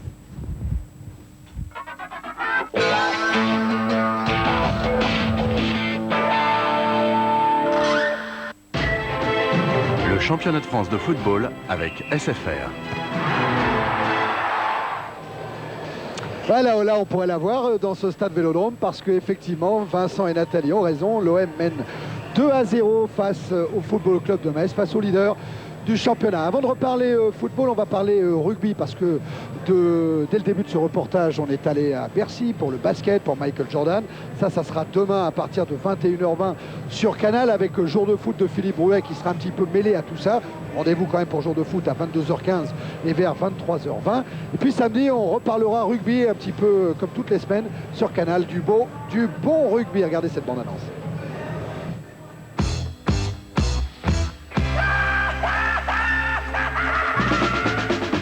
C'est bientôt l'été dans l'hémisphère sud et du coup ça commence à chauffer. En demi-finale du championnat de Nouvelle-Zélande, Auckland, le tenant du titre, va devoir batailler ferme pour venir à bout de la rugueuse province de Canterbury. Pas moins de 20 All Blacks seront sur la pelouse, mais on ne se fera pas de cadeaux. Des énormes plaquages, une ribambelle d'essais, c'est le rugby néo-zélandais et ça mérite vraiment le coup d'œil. Auckland, Canterbury, rendez-vous samedi à 14h. Oh là, Auckland, Canterbury, c'est à suivre. On est en train de sortir des vestiaires de l'OM. On a le temps peut-être juste avec Philippe Delcourt, avec Dominique Bessières, avec Fabrice Clément de regarder un serveur sur les buts de Laurent Blanc sur corner, Fabrice. Oui, c'était la journée précédente, la 10e face à Toulouse avec... je crois qu'on n'est pas tout à fait prêt. Ça y est. Le voici. Avec Teddy Bertin et la tête de Laurent Blanc, c'est un petit peu la même. Il a pour habitude d'embarquer son défenseur soit vers l'avant, soit vers l'arrière. Et lui, au dernier moment, il fait un petit pas. Là, il a légèrement poussé, il fait un petit pas de retrait et il peut ajuster le gardien adverse. On le voit, il se dégage du marquage et ensuite il bat. Et là, c'est pareil, il embarque Blanchard et il a embarqué également, ce qui est plus important, c'est Lionel Letizy. Ouais. Et ensuite, petite tête piquée, il est tout seul. Et au niveau du timing, il n'y a pas de problème. Et ça fait but pour l'Olympique de Marseille et pour Laurent Blanc. Vous avez remarqué que le but inscrit par Ravanelli ressemble curieusement à celui marqué par Ricardinho qui a donné la victoire à Bordeaux face à Guingamp. Et Bordeaux, Marseille, pour le moment, les deux grands bénéficiaires de cette 12e journée de première division. Le Paris Saint-Germain jouera à Toulouse demain, du côté de Metz. Vous voyez, on n'est pas sorti encore des vestiaires. La porte est fermée. Joël Muller, il avait encore 2-3 trucs à raconter à ses joueurs pour les repositionner. Ouais, demain donc, le Paris Saint-Germain en déplacement à Toulouse. Un ballon de stade peut-être en attendant les Messins. Que voilà. On va voir tout de suite s'il y a des changements. Pires, toujours là. Castendush. Pas de changement apparemment, a dit Sylvain Castendush, et peut-être avec Olivier d'ailleurs. Oui, en effet, Thierry, il est avec moi, Sylvain. Est-ce que Joël Muller vous a donné des nouvelles consignes pour cette deuxième mi-temps? Non, il a tenu un discours assez positif dans l'ensemble. Je pense qu'il faut de toute façon positiver. On va essayer de repartir comme si on n'était pas mené 2-0. C'est vrai que c'est difficile à aborder, mais bon, on va essayer de faire une autre deuxième mi-temps en tout cas, essayer d'être un petit peu plus réaliste offensivement. Bon, on prend des buts sur des circonstances un peu spéciales, mais je pense qu'il va falloir faire une deuxième mi-temps d'un autre calibre pour essayer de repartir quand même en donnant une autre image de ce qu'on est capable de faire. Oui, et justement sur le but sur le corner de Laurent Blanc, est-ce qu'il vous a demandé de resserrer le marquage? Non, en fait, normalement, c'était Philippe Gaillot qui devait prendre Laurent Blanc en marquage. Et malheureusement, il est sorti juste avant. Donc, ça a un petit peu perturbé notre système. C'est vrai, sur ses coups de pied arrêtés. Donc, on ne s'est pas adapté assez vite, finalement. Et petite faute, grands effets. Ok, merci. Oui, c'est vrai. Oui. Bien sûr, Sylvain Castendush, la sortie de Gaillot a désorganisé le plan de Joël Muller sur les corners défensifs. Regardez, conversation entre Jambet et Ravanelli. Ravanelli parle absolument pas le français pour le moment, quelques mots seulement. Ah, mais en Italie, on parle et puis, au niveau du football, on se fait comprendre, il n'y a aucun problème. Ouais, c'est comme Kopke qui ne parle pas un français très fluide, mais qui sur le terrain, sur les ordres, les exprime en français pour bien se faire comprendre de ses défenseurs. Roger Lemaire est dans les tribunes du stade Vélodrome. Roger Lemaire qui intégrera le staff, tiens, vous voyez Cesare Maldini avec Marcel Dib, avec le président délégué de l'OM Roussier, Jean-Michel Roussier, sur la gauche. Puis quelque part par là, dans cette tribune officielle, il y a Roger Lemaire qui intégrera donc le staff technique d'Aimé Jacquet pour la Coupe du Monde dès le mois de janvier. Ça fait partie du réseau d'Aimé Jacquet pour aller superviser un petit peu tous les joueurs susceptibles de rejoindre ce fameux groupe des 22. C'est reparti pour la deuxième période avec un ballon dans les pieds de Domoro, puis dans ceux de Kopke.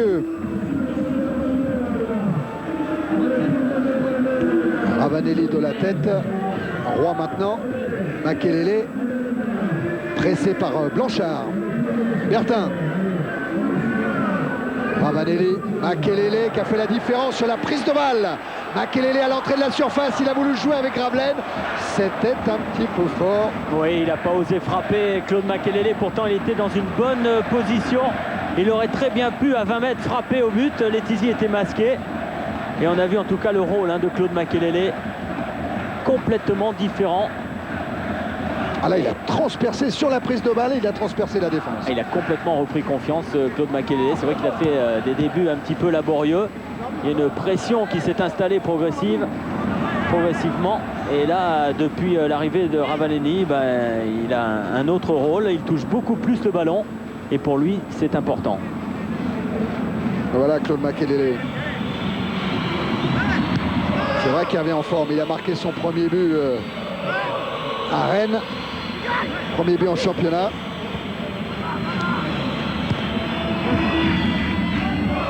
Puis jouer contre Metz, ça lui rappelle forcément un bon souvenir. C'était ses débuts en première division. En août 92, il jouait alors à Nantes. Pour son premier match, il avait affronté Metz.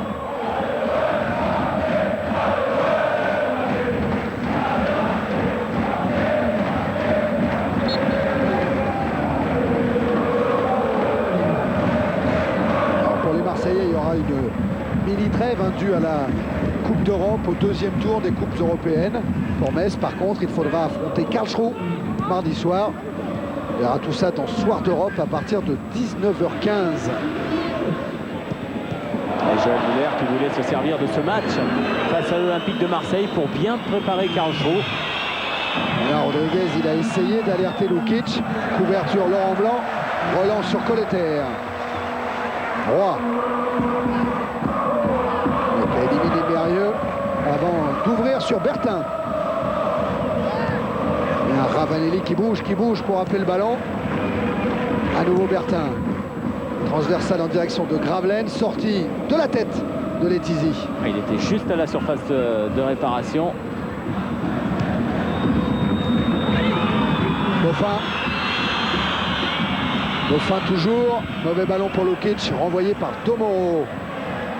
Elle a manqué le contrôle, Ravanelli. Castendush. Pierre. Pires. Ça bouge pas suffisamment. Autour de Pires, il cherche. Il n'a pas beaucoup de solutions. Elle a voulu s'appuyer sur Lukic. Makelele avec Ravanelli. Une touche de balle encore une fois. Castendush. Tiens, on parlait de Coupe d'Europe. Sylvain Castendush, il a inscrit son premier but en Coupe d'Europe. C'était contre Moucron lors du premier tour.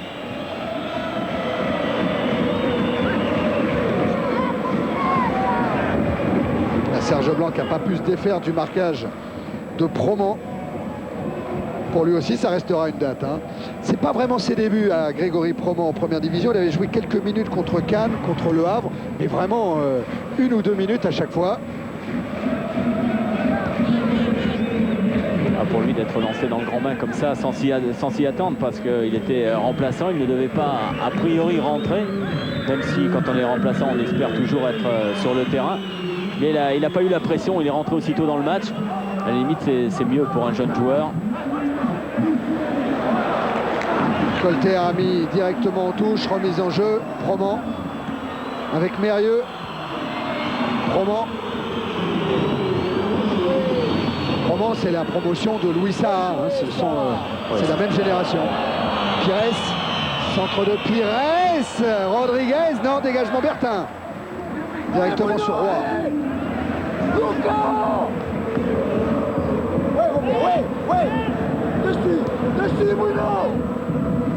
Pressing, demande le Grand Messin. Ah oui, il faut essayer d'aller chercher cette équipe de Marseille et essayer qu'elle ne sorte pas comme c'est le cas actuellement. Ouais, mais ça joue bien entre Gravelaine et Ravanelli. Retour de Pierre. Pour être dangereux, il vaut mieux récupérer des ballons devant la surface de l'Olympique de Marseille que de les récupérer comme ça a été le cas devant la surface de Letizy. Faute de Proman.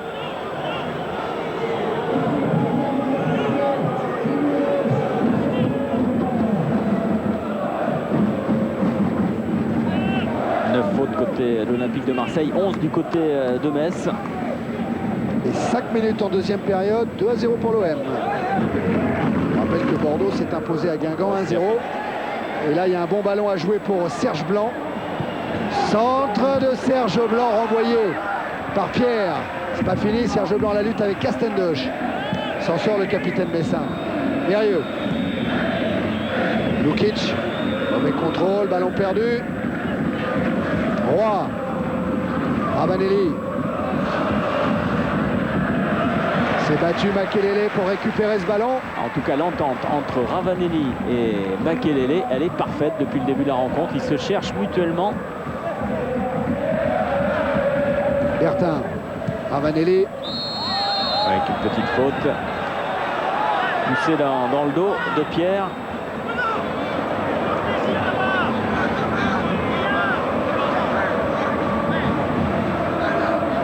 Même si c'est pas très évident, hein, avec l'expérience de Ravanelli ensuite. Et ce qui donne l'opportunité à Bertin d'être dangereux sur ce coup franc.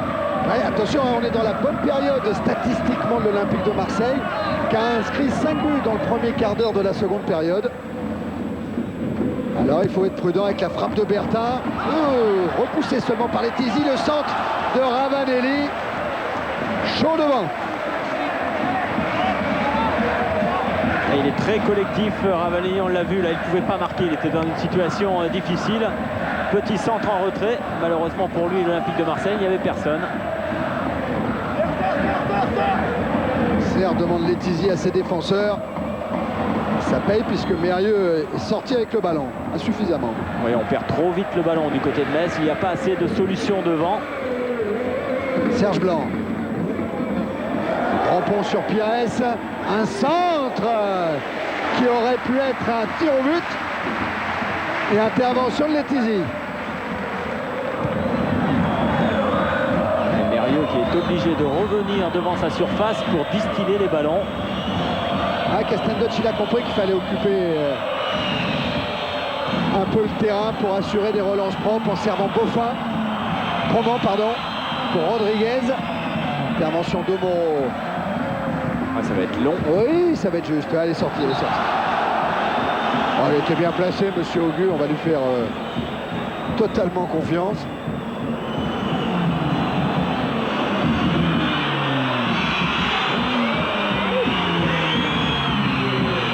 Remise en jeu Proman. Avec Lukic. Pires poursuivi par Ravanelli. Ça paye ce pressing. Ouais, complètement muselé. Hein, les attaquants messins, que ce soit Pires ou Rodriguez, on les a très peu vus. Et ce ballon qui a fusé sur la pelouse du Vélodrome. Tiens, parmi les bonnes nouvelles du côté de l'Olympique de Marseille, Robert Louis Dreyfus, il a demandé que les travaux accélèrent un petit peu du côté de la commanderie. D'après Roland Courbis, les pelouses sont impeccables. Mais par contre, les vestiaires laissent plutôt à désirer. Ravanelli, non?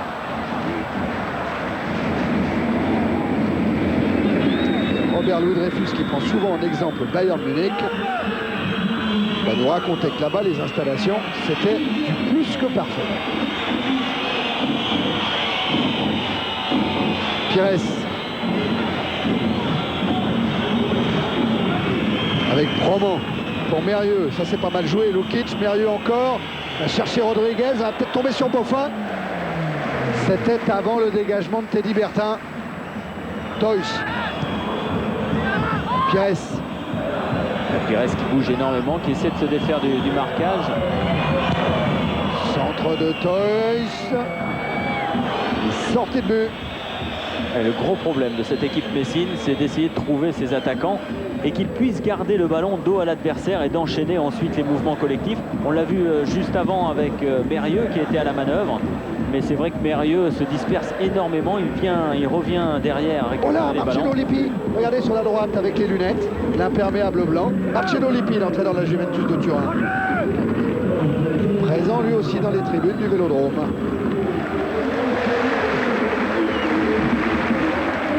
Laurent Blanc. Colleter. Serge Blanc. Colleter encore le long de la ligne. Ballon intercepté. intercepté par Proman. Mérieux a voulu servir Pires. Intervention Roy. Makelele. Roy. Et faute de Mérieux. Ouais, il n'avait pas sifflé la première faute sur Makelele. Il a sifflé ensuite celle de Mérieux sur Roy.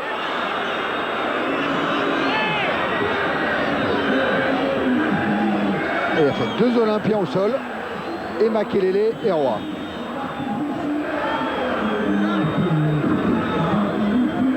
Frédéric Mérieux qui a été très sollicité par des membres de sa famille. Salif Keita, lui aussi est là. Qui a été sollicité par les membres de sa famille qui habitent le Var pour venir assister à cette rencontre. Mérieux a réussi 2 doublés dans sa carrière, Fabrice. Un avec l'Olympique de Marseille, l'autre avec Sion l'an dernier. Ça fait joli sur le garde de visite. Ah, ça fait très bien, ouais, doublé, et puis il est bien parti également. Et avec le Metz, il est dans le coup pour cette année. Thierry? Oui, Olivier. Alors, 2 petites informations du côté messin. Il faut savoir que Gaillot est sorti parce qu'il a une contracture aux adducteurs droits. Et la deuxième concerne la Coupe d'Europe. C'est Albert Cartier qui est allé ce samedi superviser Karlsruhe. Et il a trouvé, comme nous l'a dit Vincent tout à l'heure au Jardin du foot, une bonne équipe de Karlsruhe en première mi-temps et une équipe malmenée et en difficulté en deuxième mi-temps. Ah, il faut espérer pour Metz. C'est un bon coup à jouer dans cette Coupe de l'UEFA. Serge Blanc, en tout cas ça fera une belle opposition. À Karlsruhe, il y aura David Régis, Marc Keller, Rodriguez avec Pires. Oui, alors que Mérieux, il est resté au sol. Oui, Colter va se faire rappeler à l'ordre. Centre de Rodriguez, ballon mis en corner par Bertin. Et Mérieux, lui, il est au sol. Qu'est-ce qui s'est passé? Voilà, le pied de Colter sur Frédéric Mérieux. Ouais.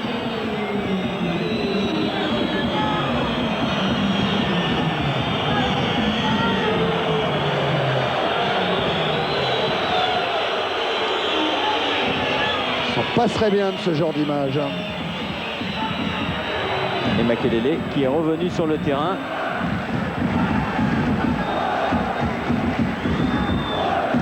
Voilà Makelele. Va venir garder le premier poteau de Kopke. Ça va mieux finalement pour Mérieux parce que c'est lui-même qui va aller tirer le corner. Ouais, deuxième poteau. Ouais. La tête de Domoro, me semble-t-il. Et ce qui est important pour l'Olympique de Marseille, c'est de récupérer ces ballons à la retombée. Oh Roy, 1 contre 1 face à Castendoch avec l'arrivée de Gravelaine. Et le bon retour de Danny Beaufin. Ouais, c'est difficile parce que c'est Gravelaine qui avait récupéré le ballon devant sa surface de réparation et c'est lui qui était encore à l'arrivée. Bien joué Bertin. Accroché par Pierre Teddy Bertin. Monsieur Garibian en siffle bien sûr le coup franc.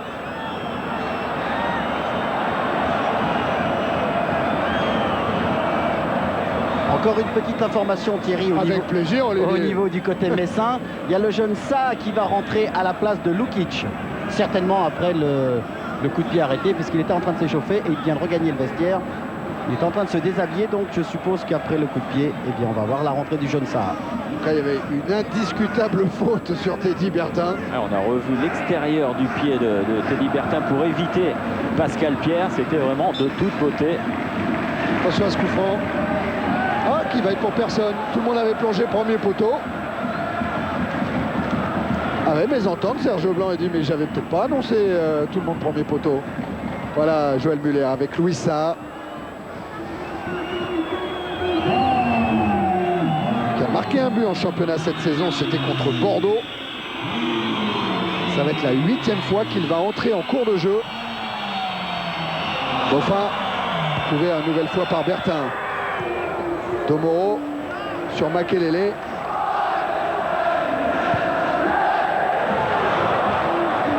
C'était pile au milieu entre Serge Blanc et Colleter.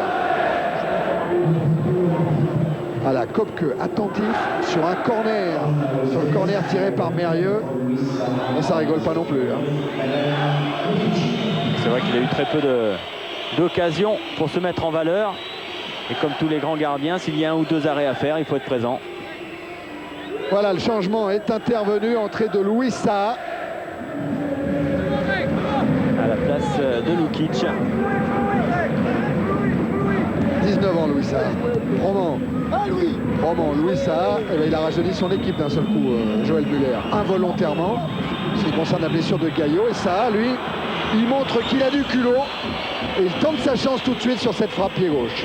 Et puis il a raison, Joël Muller. Il sait qu'il a un banc très très jeune. Il y a des opportunités, des occasions où on peut faire rentrer ces jeunes pour acquérir un peu plus d'expérience. C'est le cas ce soir. Ils sont menés 2-0, donc la pression elle est plus présente du côté de Metz. Eh bien, il faut en profiter. C'est ce que fait Joël Muller. Alors que nous venons de passer dans le deuxième quart d'heure de cette deuxième période et que Marseille mène toujours 2-0. Avec une stat importante, Thierry, c'est les tirs cadrés du côté de l'Olympique de Marseille, 6 sur 8. Ouais. Et du côté de Metz, un seul sur 7. Toute la différence est là. Roy écarté sur Amada Jambet. Makelele à la lutte avec Blanchard. Jambet va chercher le débordement, il n'obtiendra pas le corner. C'est une relance Messine avec Blanchard encore. Loin pour ça. Bertin. Blanc. Bon, la transversale de Blanc pour aller chercher son homonyme. Puis Colletter maintenant. Roy qui a pris un risque face à Rodriguez et qui va commettre une faute.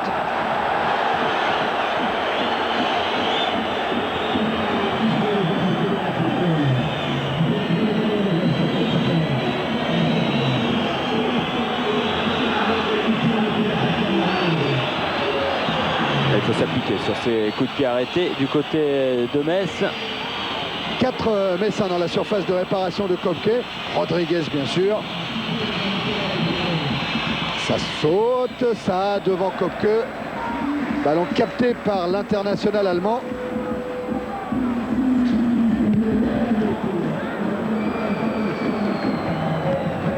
Dégagement sur Xavier Gravelaine qui a réussi à éviter la sortie. Il devait avoir un drôle de geste là-bas. Hein. Contrôle orienté. Mérieux. Froment. Rodriguez. Ballon renvoyé par Domoro sur Serge Blanc qui se heurte encore une fois à Froment. Oui, avec une obstruction. Hein. Il va au contact, Froment. Ah, c'est plus un petit peu de naïveté que vraiment un geste dangereux. Et Roland Courbis qui reproche un petit peu à monsieur Garibian de ne pas donner de carton jaune parce que lui considère que c'est pas de la naïveté mais c'est de l'anti-jeu. Le ballon qui sort directement.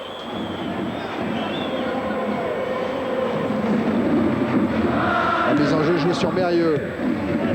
Ouais, ballon vite perdu par les Messins avec Makelele. Qu'est-ce qu'il a vu, monsieur Garibian? Une faute de Blanc sur Blanchard. Ouais. Pied en avant. Mérieux, Pires, avec un Boffin qui est parti tout là-bas sur la gauche. Et Pires, lui qui maintenant joue milieu de terrain axial, hein, qui essaie de revenir un petit peu dans cet endroit du terrain pour toucher un petit peu plus de ballons. Mérieux, Pires. Mérieux encore pour Toys. Ça. Il n'y a pas beaucoup d'espace. Oh non. Oh non. Et il cherche le petit trou de souris, ça. Peut-être le trouve en écartant sur Froment. Ouais, une de Mérieux, Froment. Et toujours en couverture Domoro. Il est passé, Froment. Eh ben, il fallait être attentif du côté de Kopke. Ah oui, c'était vraiment très très bien fait de la part de Froment qui s'est débarrassé complètement de son adversaire direct. C'était Domoro. Castendoche. Pires.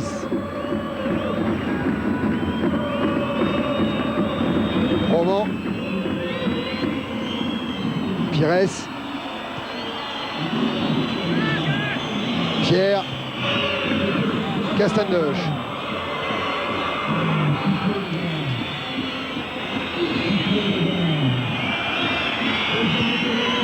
Joyce avec Mérieux.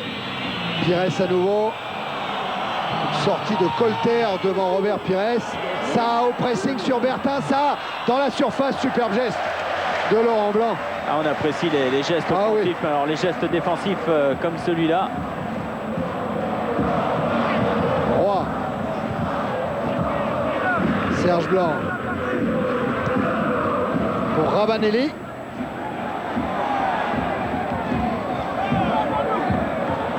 Contré par Pierre. Tiens, on revoit le pressing payant de Saha et le geste. Ouais, il anticipe sur le ballon de Saha. Laurent Blanc, avec son expérience, il le laisse pousser le ballon. Il met son corps en opposition et ensuite il peut repartir avec la balle. Mérieux directement sur Rodriguez. Et encore une tête de Laurent Blanc qui est passée au-dessus de Bruno Rodriguez. Relance impeccable pour Teddy Bertin. Makelele. Serge Blanc. Ravanelli. Colter. Ah, il a jambé complètement seul de l'autre côté. Voilà. Eh ben Blanc, il l'a vu, il a levé la tête. Il a réussi une super transversale pour Amada Jambet. Et Jambet va provoquer. Il entre dans la surface, il joue avec Makelele.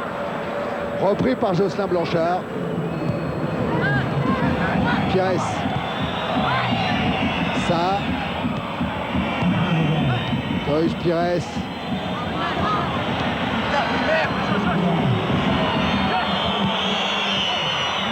Ça. Et ça au milieu de 3 Marseillais. Difficile de pouvoir passer. Laurent Blanc qui demande à ses joueurs de calmer un petit peu parce que c'est vrai que le rythme est élevé et que Marseille mène 2-0, donc il faut gérer cet avantage. Bertin Blanc. Roy maintenant. Pour Colter. Gravelaine. Roy. Il a voulu servir Ravanelli. Ouais, qui s'excuse auprès de l'arbitre. Il dit non, c'est pas une simulation. J'ai juste glissé, je suis tombé. Ravanelli qui commence à fatiguer un petit peu physiquement. Il ne serait pas étonnant d'ailleurs que Roland Courbis le fasse sortir avant la rencontre, la fin de la rencontre, pour qu'il puisse être ovationné par le public du Vélodrome, et d'autant plus qu'il a 3 attaquants sur le banc de touche. Oui, Bekanovic, Camara et Moses. Donc il est possible qu'il fasse sortir et Gravelaine et Ravanelli. Roy avec Laurent Blanc. Makelele. Roy. Alors, on sent une équipe de Marseille bien en place sur le terrain. Et regardez Makelele, si Sergio Blanc le voit, il l'a vu. Et cette passe est dans son dos. Mais avec Makelele et Ravanelli, il y avait un coup à jouer. Pires repart pour Metz. Ouverture sur Bruno Rodriguez, qui va avoir le soutien de Boffin, qui est entré dans la surface de réparation de Kopke. Bertin, Kopke. C'était juste. Au dernier moment, il s'est aperçu qu'il ne pouvait pas prendre ce ballon à la main. C'est vrai qu'il était un petit peu en difficulté là. Un contrôle délicat avec un rebond. Gastendoche. Au-dessus de Jambet. Rodriguez laisse à Mérieux. Et encore une couverture de Laurent Blanc. Ouais, qui préfère dégager. On revoit la passe de Bertin à Kopke. Voilà le ballon qui va faire le rebond juste avant. Et contrôle orienté, dégagement ensuite.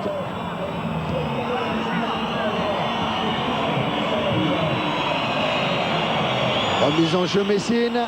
Cherche encore Saha, l'homme frais. L'homme qui peut accélérer. Pierre. Avec Mérieux, un centre il n'y a pas assez bien dressé, mais bon, on ne peut pas inquiéter Kopke. Qui lui relance sur Amada Jambet. Bertin, Blanc.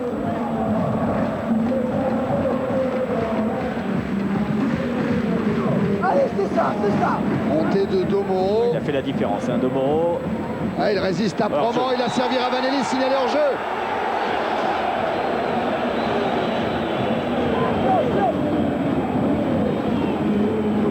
Qu'est-ce qu'il dit Ravanelli à l'autre arbitre?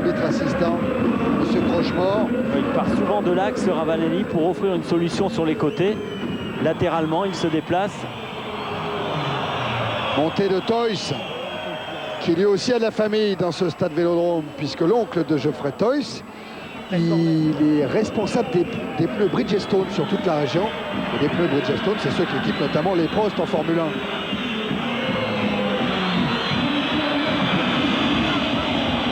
Et suivre ça le week-end sur kiosque. Le corner est tiré par Mérieux. Personne ne le touchera. Non, et on voit que du côté de l'équipe Messine, il y a quelque chose qui ne va pas complètement rond. Avec ces ballons, ces coups de pied arrêtés qu'il faut absolument bien négocier. Justement, Fabrice, ne pensez-vous pas que le fait des matchs à répétition de la part du FC Metz depuis l'Intertoto, et surtout peut-être le relatif mauvais match de Pires samedi contre l'Afrique du Sud. Ça le voit la Pires, attention attention Olivier, Pires qui s'est appuyé sur un coéquipier qui est devancé par Laurent Blanc. Oui Olivier, pardon. Oui, je voulais juste dire simplement, est-ce que physiquement ça ne pèse pas un peu sur ces joueurs qui en plus ont une pression depuis pratiquement le début de la saison, puisqu'ils sont en tête du championnat? Oui, complètement, c'est surtout ça, c'est surtout au niveau de la pression et des matchs à répétition. Joël Muller n'a pratiquement pas changé son équipe, et quand on voit le banc qu'il possède, c'est vrai qu'il ne peut pas avoir des ambitions au-delà de ce qu'ils peuvent faire en ce moment. C'est sûrement une des solutions aux problèmes actuels, s'il y a problème quand même. Oui, on ne peut pas dire qu'il y a de problème du côté de Metz. Joël Muller pensait que c'était plus un état, un manque de fraîcheur mentale que physique. Peut-être que ce soir, il est en train de se dire que le physique, on a pris un coup. Même avec des joueurs à vocation défensive, eh bien, ils vont de l'avant puisqu'ils ont des possibilités et du talent. Regardez Serge Blanc, qui est à portée de frappe de la cage de Letizy, qui a tenté avec son pied gauche, alors qu'on va revoir le coup franc de Mérieux. Oui, la sortie de Makelele, le ballon qui va fuser. Et toute la concentration de Kopke pour prendre ce ballon. Camara va rentrer dans quelques instants, Thierry. Oui, parce que forcément, Roland Courbis, il va vouloir relancer aussi Bekanovic et Camara, qui ont été muets depuis le début de la saison, qui ont été un petit peu pris en gré par le public du stade Vélodrome. C'est l'occasion de relancer Camara, de lui dire ne te soucie pas du résultat, on mène 2-0, il reste 17 minutes à jouer. Normalement, ça devrait bien se passer. Retrouve tes repères. Oui, puis rentrer sûrement à la place de Ravanelli. Donc Ravanelli va être ovationné. Oui, en plus. Et s'il y en a qui veulent siffler Camara, ben ça se passera pas tout à fait comme ça. Donc voilà la sortie de Ravanelli. Sous les ovations du stade Vélodrome, le renard argenté laisse sa place. Un dernier mot. Regardez Roland Courbis. Voilà, et c'est plus facile pour Camara maintenant. Écoutez, c'est des Italiens que vous entendez descendre les tribunes.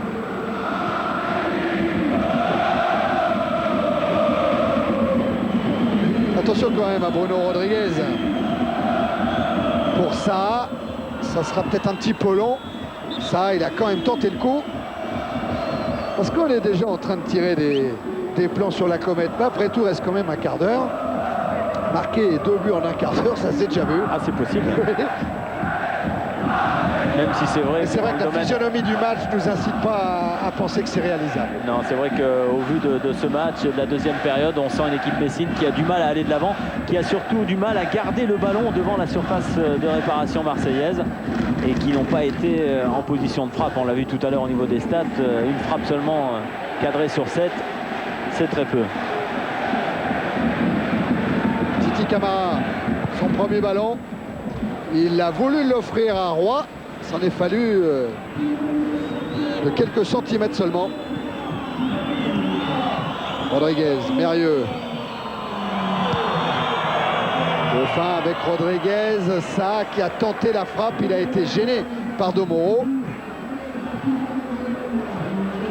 Colleterre pour Serge Blanc. Et Serge Blanc qui s'est bien adapté au niveau du milieu de terrain. Pour le moment, le classement du championnat, c'est premier Metz, 26 points. Deuxième Bordeaux, 26 points également, battu à la différence de but. Troisième, le Paris Saint-Germain, 24 points. Quatrième, Marseille, 23. Cinquième, Monaco, 20. 5 équipes en 6 points. Loin d'être joué le championnat. Hein. Oh oui, il peut encore se passer beaucoup de choses. Laurent Blanc. Et bien sûr, toutes ces équipes qui vont jouer en Coupe d'Europe vont laisser des points hein, au niveau du championnat, que ce soit avant les confrontations ou après. Camara qui va provoquer, qui a réussi son premier dribble, qui frappe, pied gauche. Voilà, avec ce genre de geste, il peut reprendre confiance. Mais du côté du staff de l'OM, on y croit toujours, hein, en Titi Camara. Ah oui, on l'a fait venir, c'est vrai qu'il a des qualités énormes. Il sait se créer des occasions. Il finit pas toujours bien. Oui, il est un petit peu brouillon au niveau de ses prises de balles. Et c'est vrai qu'à Marseille, ça pardonne pas. Il suffit de rater une ou deux passes, un ou deux ballons, de mal les contrôler, de vendanger une ou deux occasions. Parce que bon, c'est vrai que ça arrive pour un attaquant. Hein. Mais il est très encouragé par Roland Courbis qui vient d'applaudir malgré son tir un petit peu dévissé. Mais Roland compte beaucoup sur lui quand même pour animer cette fin de match. Ouais, tout à fait, Olivier, c'est vrai. Robert Pires a écarté du côté de Promo. Centre renvoyé. Et revoilà Camara. Et là, il est dans une situation... Et il est poussé hein, par le public. Il lui demande de montrer. Il a trouvé Makelele avec Eric Roy derrière. Eric Roy qui a voulu glisser encore à Aboubacar Camara.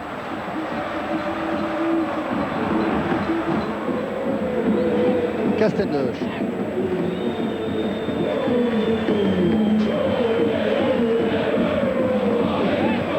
Avec Pires. Pires qui ne sait pas trop où se situer. Roman. Essaye d'éliminer Serge Blanc. Il a retrouvé Mérieux. Mérieux pour ça. Le contrôle dans la surface de réparation face à Bertha. Ça, qu'est-ce qui... Encore Promo, encore a fait une belle rentrée. Hein. Il a touché beaucoup de ballons. C'est vrai qu'il n'a pas d'adversaire direct, donc il peut profiter de son couloir. Ensuite, ça se corse un petit peu avec Colter et Blanc. Pires. Qui répétait qu'il n'était pas marqué hein, par sa mauvaise première période, on n'a qu'à le dire comme ça. Hein. Tricolore face à l'Afrique du Sud. Et quand même, au fond de lui-même, ça doit le tracasser un petit peu. Ah oui, parce qu'il fait son autocritique et il sait très bien qu'il n'est pas au niveau qu'il peut l'être quand il joue avec le Football Club de Metz. Et même si, bien sûr, il ne peut pas l'avouer, il a été très affecté. Et d'ailleurs, on le voit ce soir, hein, il est un petit peu en demi-teinte, il a du mal à se situer, à trouver ses partenaires. Et il n'a pas été dangereux, Robert Pires. Non, alors qu'Amada Jambet, lui, il est venu souvent porter les stockades sur ce couloir droit avec Camara, frappe contrée par Blanchard. C'est pas fini pour l'OM. Encore une fois avec Amada Jambet. On joue au sol, c'est Roy peut-être. Camara, prise de balle, il a essayé de trouver l'ouverture. Serge Blanc vient lui aussi au pressing. Et c'est la relance du Football Club de Metz. Avec encore Promo. Mérieux. Et tout de suite le pressing. Là, il y a le décalage avec Robert Pires au niveau du milieu de terrain. Pires pour Rodriguez. Rodriguez juste au-dessus de la cage d'Andreas Kopke. Pour en revenir à Robert Pires qui était à l'origine, qui était à la passe hein, là sur Rodriguez. Dans l'équipe hier, je crois, c'est Joël Muller qui disait il découvre Robert Pires, il découvre autre chose, des choses qui ne se passent pas toujours comme il pourrait l'espérer. Il découvre le très haut niveau. Et oui, il faut pouvoir assumer justement ce genre de pression et d'effectuer des matchs toujours à un très très haut niveau, de ne pas avoir de trous. Il a marqué son premier but en première division ici même, sur cette pelouse du stade Vélodrome. Et puis Robert Pires, maintenant tout le monde le connaît, donc bien obligatoirement sûr. Il y a un marquage beaucoup plus étroit. C'est bien fait ce qu'a fait Camara pour servir Makelele. Et Bekanovic est rentré à la place de Jambet. Centre de Brando. Contré sortie de Castendoche.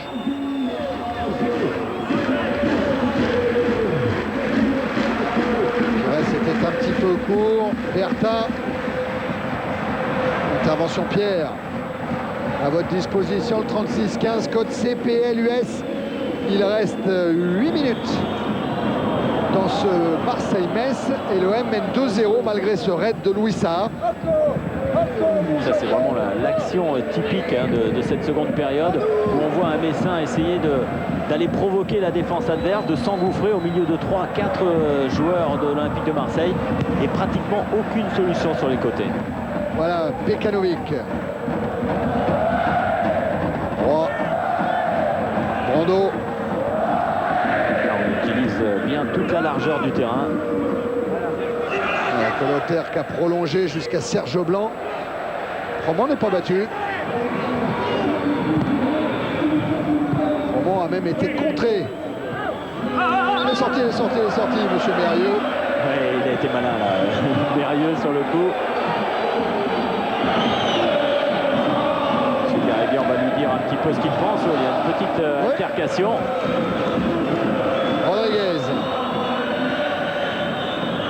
Rodriguez toujours poursuivi par Colletter, arrêté par Domoro, puis par Blanc, mais c'est Domoro qui sort avec la balle. Et Domoro qui enchaîne en éliminant Pires et en trouvant Camara. Makelele. Brando a trouvé son couloir droit là-bas, Makelele. Serge Blanc en direction de Bekanovic. Intervention Toys, puis Roman. Pires. Mérieux. Et on recule du côté de Metz. Tiens, puisqu'on parle de Metz, il y a une bonne nouvelle qui nous fait bien plaisir. Marcel Husson est devenu le nouvel entraîneur du Wydad Casablanca. On est bien content pour Marcel Husson.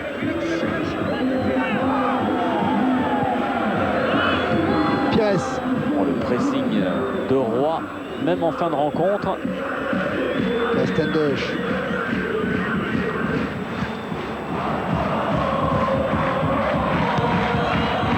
Oh, bon ballon pour Boffin.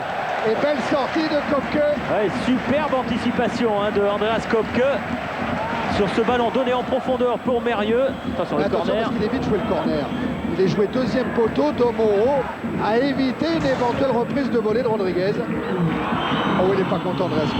Il voudrait plus de concentration. Dégagement Brando sur Camara. Ah, il a conservé le bénéfice du ballon à Boubacar Camara, mais au milieu des deux, ça va être difficile. Mais il s'est battu. Bekanovic pour Brando. Makelele.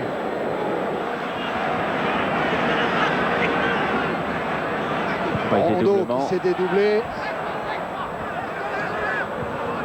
Makelele. Roy.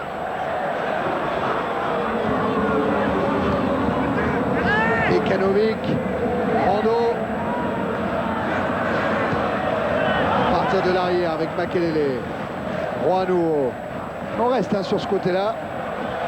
Oui, on essaie de ne pas perdre le ballon du côté de Marseille, de faire courir la balle, de faire courir ses Messins. Il reste 5 minutes à jouer. Et bien sûr, Floris, les Olé. Et là, c'est dur, Thierry, pour l'équipe de Metz. C'est très, très dur. Parce qu'il est évident qu'à 2-0 à 4 minutes de la fin, difficile de revenir dans la partie. Et au niveau Cardola, vous l'avez entendu, Roland Courbis.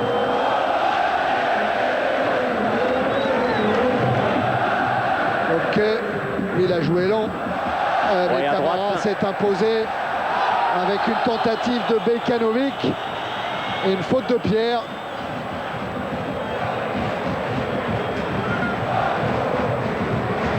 En tout cas, Roland Courbis disait que le match allait se gagner au milieu. C'est ce qui a été fait.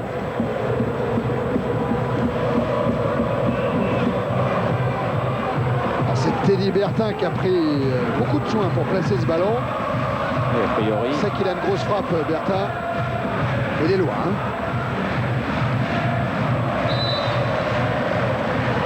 Alors est-ce que Teddy Bertin... Ah, carton. Oui, carton jaune. Pour un Messin dans le mur. En principe, on le met à l'homme de base. Ça pourrait être pour Louis Saha, mais bon, c'est pas sûr. Ça doit être Blanchard qui est à côté. Mérieux, il y a Blanchard ou il y a Saha, l'un des trois a pris le carton. Pourrait être Mérieux aussi. C'est lui Thierry. C'est lui, merci Olivier. La frappe de Bertin. Oui. Il a pris le carton pour contestation. Ah d'accord. Voilà, Brando qui se sépare du mur et c'est là que le ballon va passer. Camara qui laisse également passer. Au Havre, on devait avoir l'habitude de ce genre de combinaison.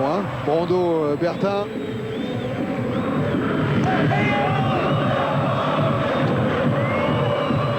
Brando, le revoilà. Contré par Blanchard.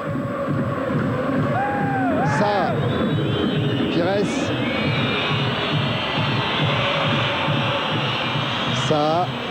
Ah, ils n'ont pas beaucoup de solutions, les Messins. Pas d'appui. Proman. Mérieux. Essayez de décaler ça, mais tacle impeccable de Teddy Bertin. Les 2 dernières minutes. Et un centre de ça pour Rodriguez. Ça pouvait être une occasion. Ballon mis en retrait, la frappe de Blanchard. Il y a Beaufin sur le côté gauche qui n'est pas content après Blanchard parce qu'il s'était engagé et il aurait très bien pu recevoir le ballon également. Blanchard buteur lors de la dernière journée contre le Havre. Et la frappe qui passe à côté des buts de Kopke.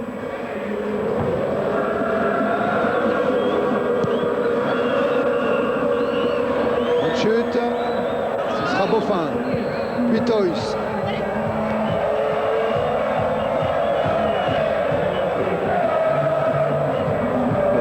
Brando. Avec Bekanovic. Un crochet extérieur de Bekanovic, un petit peu long. Ce sera corner ou sortie de but? Sortie de but, indique M. Garibian.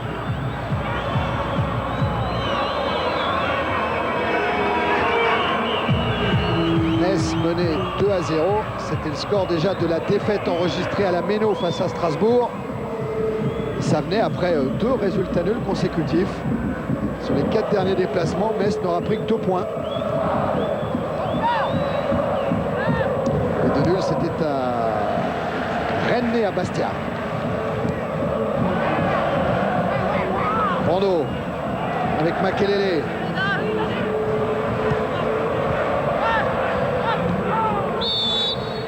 Coup de sifflet de M. Garibian. Coup franc en faveur de l'équipe de Joël Muller, en faveur de Robert Pires. Rapidement joué, Mérieux. Avec Proman dans le dos de Colletter.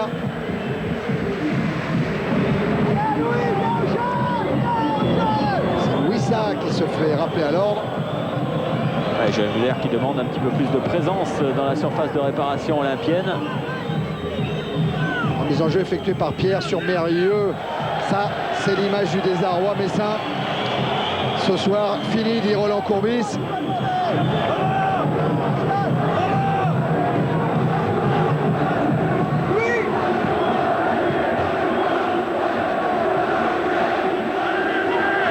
Toys. Accroche-toi, demande Joël Muller à Louis Saha. Ouais, il sait pourtant que le match est perdu, le match est terminé. Mais il sait aussi qu'il faut garder ses joueurs motivés, sous pression, et puis continuer pour qu'ils puissent aller de l'avant. Ah là, il s'était accroché sur ce coup-là, ça. C'est pas fini pour les Messins, avec un ballon dans les pieds de Mérieux pour Pires. Il voulait prolonger jusqu'à Beaufin. Et repli défensif marseillais, toujours présent. Beaufin avec Pires. La frappe peut-être, elle est contrée par Bertin. Mérieux. Et à nouveau Roy en interception pour Camara. Temps réglementaire terminé. Camara, la lutte avec Pierre, il va vite, il est puissant Camara. Pierre se plaint d'avoir pris un coup et Camara chute. On sent qu'il manque pas grand-chose pour Camara. Ah, c'est tout le désarroi, hein. On l'a vu de Roland Courbis et du public marseillais. Il fait quelque chose de difficile parce que physiquement il s'est dépensé et au dernier moment il tombe.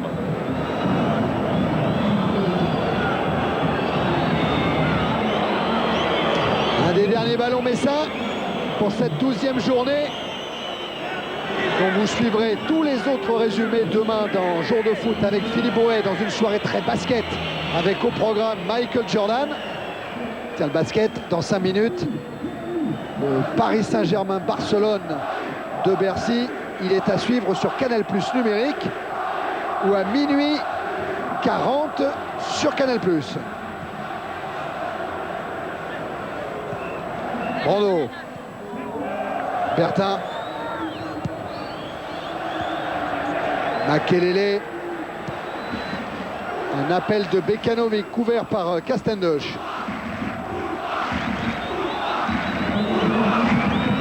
Il y a que 2 joueurs qui ont marqué des buts au Stade Vélodrome, Fabrice, depuis le début de la saison. Il y a Orlaville pour le Havre et il y a Drobniak qui lui avait réussi le triplé. Mais ce sont les 2 seuls joueurs à avoir battu Kopke et Le Masson, qui a joué une fois contre Lyon, ici au Stade Vélodrome. Et c'est pour ça qu'on a vu tout à l'heure toute la concentration de Kopke. Il ne veut absolument pas prendre de but.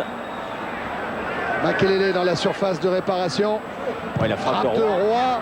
Peut-être une deuxième chance pour Eric Roy avec Makelele en pivot. Ouais, il essaye de frapper. Roy encore. Un centre. Renvoyé par Pierre cette fois. Se languit Roland Courbis. Brando. Colleter. Domoro. Ça fait quand même pas mal d'arrêt de jeu. Ouais, on en est à 3 minutes et demie au-delà du temps réglementaire. Et c'est terminé, victoire de l'Olympique de Marseille. 4e match consécutif sans prendre de but pour Andreas Kopke ici au Stade Vélodrome. Oui, des superbes débuts de Ravanelli puisqu'il a marqué également 2 buts en 2 matchs. Et puis l'Olympique de Marseille qui a marqué ce match de son empreinte. Au niveau du placement sur le terrain, une équipe qui a été mieux en place, qui a privé, comme le souhaitait Roland Courbis, les Messins du ballon au niveau du milieu de terrain. Tout s'est bien passé. Et bien on va le retrouver, Roland, avec Olivier. Roland, une belle démonstration marseillaise aujourd'hui au Vélodrome. Là, c'est une victoire méritée. Je pense que bon, là, on progresse. Les garçons travaillent bien. Les programmes d'entraînement concoctés par notre ami Jacques commencent à porter leurs fruits. Et c'est vrai qu'on mérite vraiment de gagner ce match-là. Un petit mot sur Ravanelli, comment vous l'avez trouvé ce soir? Disons que même sans être encore à 100% de ses possibilités, c'est un garçon qui joue avec beaucoup de simplicité, qui a une énorme présence et qui en plus est très attachant. Et pour un groupe, c'est autant important ça que sa qualité de footballeur. Regardez, si l'émotion coupe, Olivier, il ne faut pas lâcher Roland Courbis. Oui, je le garde. Il faut lui poser la question de vérité parce que maintenant, il ne peut plus s'échapper.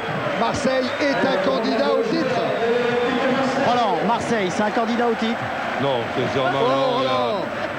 Thierry vous croit pas, hein, Roland? Il y a des effectifs qui font peur autant par la qualité que par la quantité, notamment Monaco, Paris Saint-Germain, voire Bordeaux. Et si on pouvait terminer à la place qu'on est ce soir, on serait très content. Merci Roland.